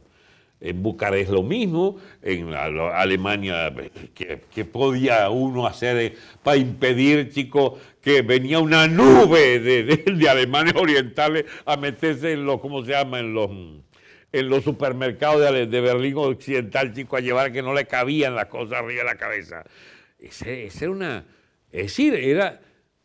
Era un contrasentido histórico, era una vana ilusión pretender que los obreros y las masas populares de esos países, al conocer las ventajas del gran consumo capitalista, no desearan ese consumo y no una hipotética aventura en la nueva cruzada revolucionaria que le proponía algún tipo que veían como idiota, ¿no? Bueno, eso es lo que yo le explicaba ya en Buenos Aires. Mire, viene por la derecha, todo viene por la derecha. No, compañero, usted no ha entendido. Con esa... De ese grupo que erais 9, ¿no? O 8 o 9 los que dirigíais. Sí. ¿Eras el único que viajabas por...? Sí. Había otro que había venido a Polonia, pero... Y creo que ahora, haciendo memoria, creo que lo mandaron porque desconfiaban de mi diagnóstico. Y regresó muy también complicado. Pero en el fondo, todos querían seguir el dogma según el cual tenía que haber un destino para la revolución bolchevique, revolucionaria trotskista en Europa del Este. Y para mí eso fue, qué sé yo, definitivo. O sea, esto no va más. Luego el pronóstico histórico de Trotsky está errado. Ergo, todo el marxismo se equivoca. Todo el marxismo propone el paraíso en la tierra. Esta era la última oportunidad para un paraíso que se había malogrado y que volvíamos a enderezar para hacer el nuevo paraíso. Tampoco se da. Esto está mal planteado. Yo esto lo dejo hasta aquí. ¿Cómo se produjo el proceso de tu toma de conciencia, desencanto, llámalo como quieras? Porque hay una coincidencia interesante, que es que también se hunde la experiencia del Partido Argentino. 88 creo que es ya el partido... ¿Por disensiones internas de quienes querían sustituir a Moreno? ¿Cómo fue el asunto? No, ahí no ocurrió tanto eso, aunque había la decepción inmediata del triste papel de supuestos sustitutos de Moreno, que era una caricatura completa. Moreno era incomparable, era un tipo de una genialidad visible y nadie, mira, como siempre ocurre detrás de esos genios así, difícilmente puede alguien sustituirle. Entonces allí había un rasero, algo mediocre, ¿bien? Y algunos se postulaban allí como No puedes, tonto. Y yo me tocó exponer varias veces, mira, aquí o hacemos un colectivo muy serio para las medias capacidades de cada uno, sumarla, a ver cómo sustituimos al insustituible Moreno, o aquí no hay salvación posible. Ahora, ocurrió que llegó el gobierno de Alfonsín y le declaramos la guerra.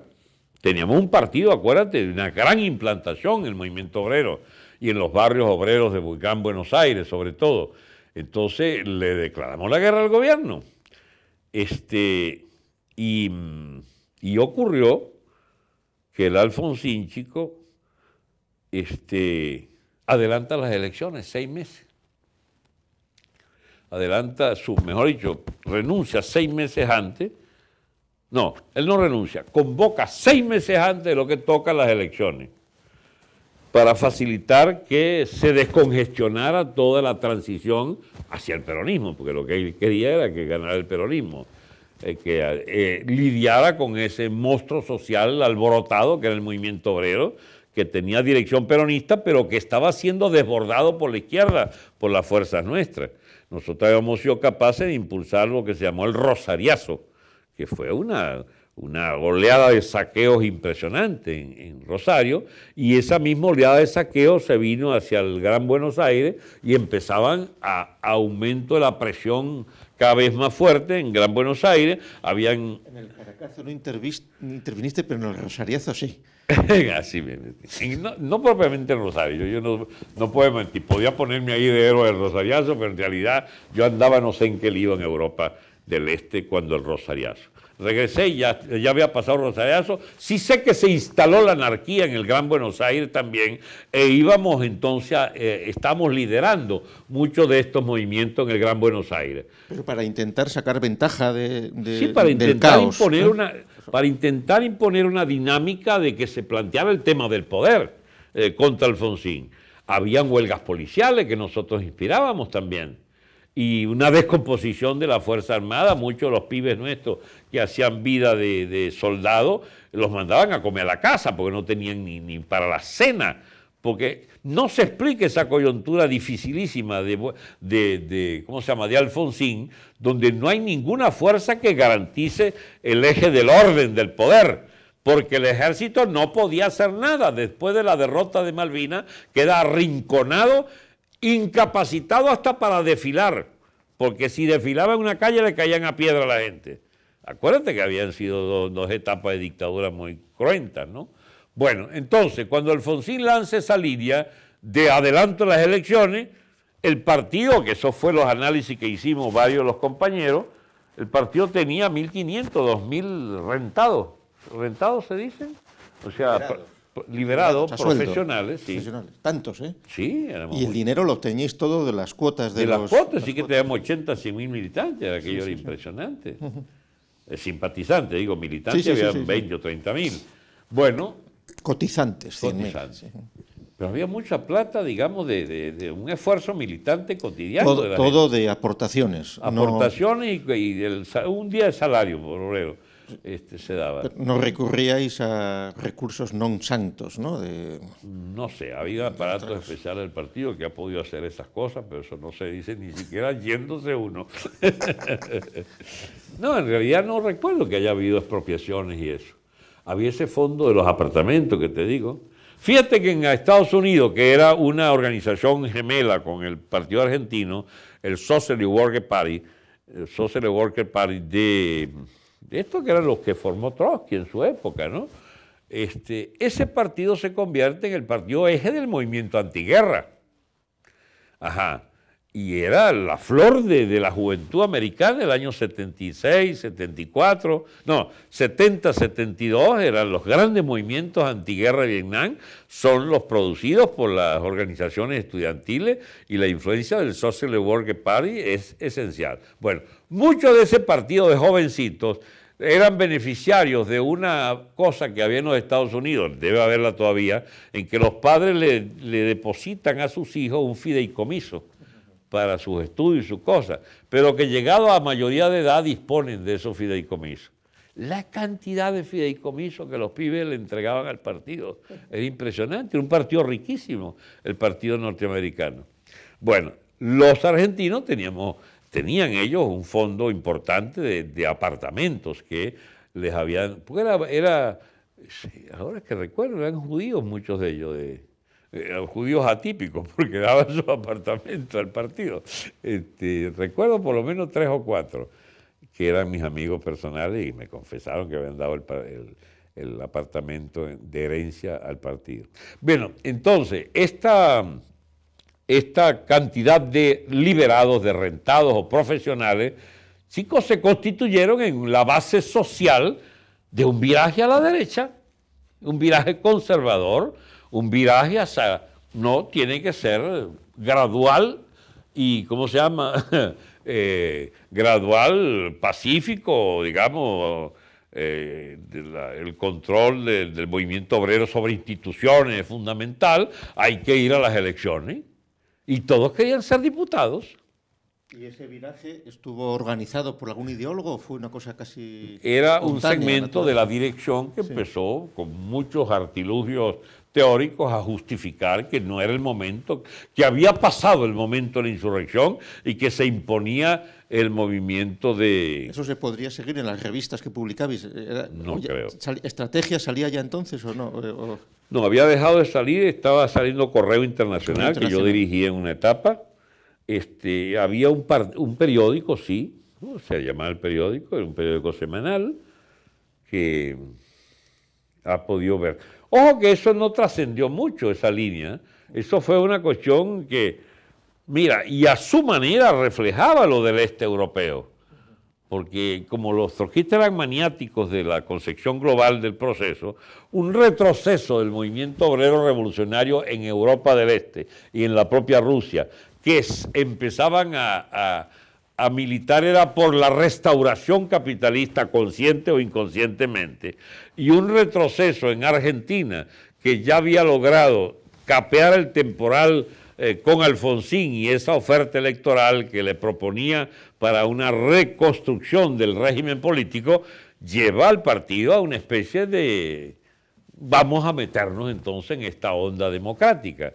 Ahora, al partido renunciar a una vía revolucionaria, que era la que estábamos preconizando hasta meses antes, de asalto al poder por vía insurreccional, una vez que se produce ese cambio hacia la línea electoralista, estallan 8 o 10 pedazos. Ahí es donde yo me encuentro que con mi experiencia en el este europeo, más la tragedia del partido argentino, que era el sueño de mi vida, que el partido que yo nunca hubiera podido construir, lo había construido Moreno y los compañeros argentinos, y que era potencialmente un partido bolchevique de gran calidad.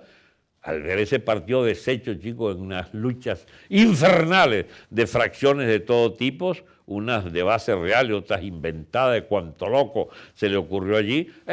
Ahora que recuerdo, la ideología de género ya empezaba a echar broma allí, ¿no? Habían tendencias gay también echando broma, ¿no? Bueno. Estamos hablando del 88. 88. Bueno, entonces yo dije, yo me voy. Me fui para mi casa. Y volviste a Valencia.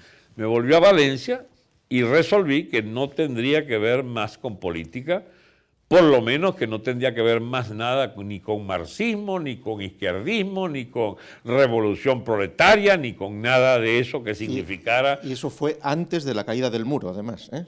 Eso fue en los días de la caída del muro, porque eso se fue sedimentando. Te digo, tú te fuiste antes, ¿eh? Que yo no recuerdo cuándo cayó el bendito muro. Sí. 89 es eso, ¿no? Sí. O sea, tú volviste, en diciembre del 88 volviste a Valencia, me parece, ¿no? Me habías dicho. O no sé. No, es que el 89 yo andaba otra vez por Francia todavía. En las trifulcas estas, chico, de la revolución política. ¿Y sabes por qué lo asocié? Porque yo tenía a mi mujer aquí, con mis 2 hijitas. En París estaba yo. Y aquí, París, partí grave que yo confunda París con Oviedo. El 89 yo estaba en París. O sea que todavía en el 89 seguías en Estaba todavía. Y lo de Argentina debe ser entonces a finales de 89. Sí. Exacto. Y entonces el colapso de lo de Berlín, contradictoriamente, que es la confesión de la inutilidad del programa, porque al fin y al cabo a mí me toca defender la tesis de que la unidad alemana es progresiva, porque no es... Escúchame, porque ¿cómo se llama? ¿De qué nos sirve? Y que la hipótesis de hacer extensible las conquistas de octubre, como se decía, el socialismo del este al oeste, es absolutamente inviable.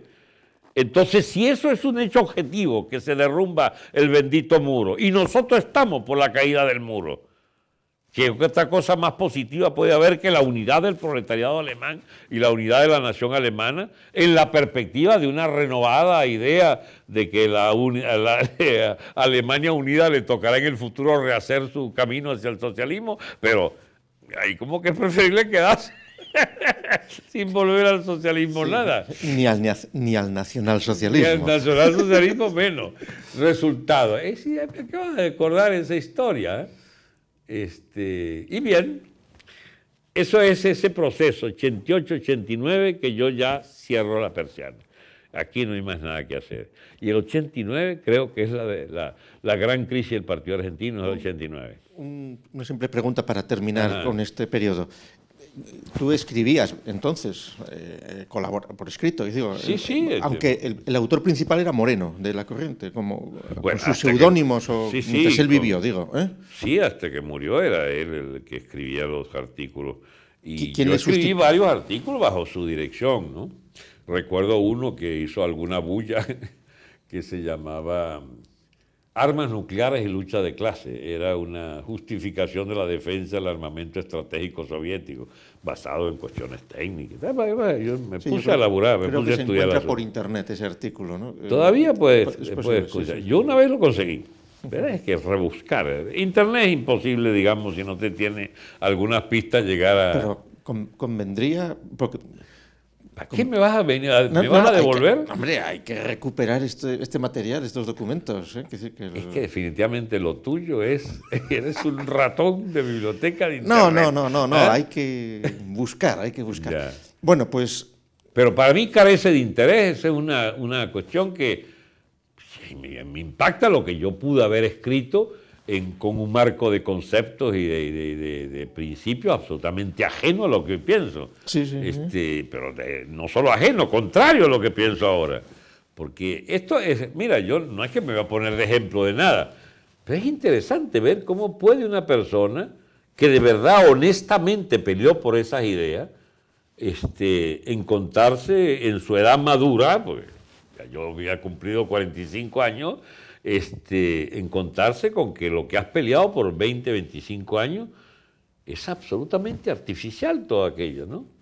O sea, el descubrimiento del monismo, ¿cómo se llama?, de la ilusión del bendito paraíso terrenal marxista, descubrir de que después de todo hasta la bendita plusvalía no es verdad, que pueda ser una definición con pretensiones universales, o de que la tal lucha de clase que trasciende la frontera te la explicaron mal porque ya está en el año 14 destrozada esa tesis por la propia realidad internacional, cuando los proletarios se echan tiros unos con otros en las barricadas. Solo que Trotsky le había dado todavía una explicación de que, bueno, que eran los social traidores los responsables del asunto, cuando era de verdad el sentimiento nacional de los alemanes que les animaba a echarle tiro a los rusos y viceversa, de allá para acá, ¿no? Tú en el 89 cumplías 42 años. Exacto. 42 años. Y habías pasado 20 años de militancia y de revolucionario profesional, primero con el lambertismo, luego con el morenismo, y entonces lo dejamos aquí, dejamos esta parte de la conversación en la cual tú con 42 años pues decides cambiar de proyecto vital. De proyecto vital, yo cancelo mi militancia de izquierda y comunista, y por favor, el que llegue a oír esto, que le digan que yo soy comunista, yo dejé de serlo en 1989-90. Ya está. Muy bien, gracias, bueno, Alberto. Gracias a ti. Seguimos. La duda mía es ¿para qué sirve esto? Hombre. Pregunta difícil. ¿Para qué puede servir esta conversación? Igual para mí me sirve, es la historia de mi vida, yo la también, cuento. Pues oye, pasamos la mañana. Eso es muy importante. Ok, muchas gracias, Gustavo. Y es posible que alguien lo vea.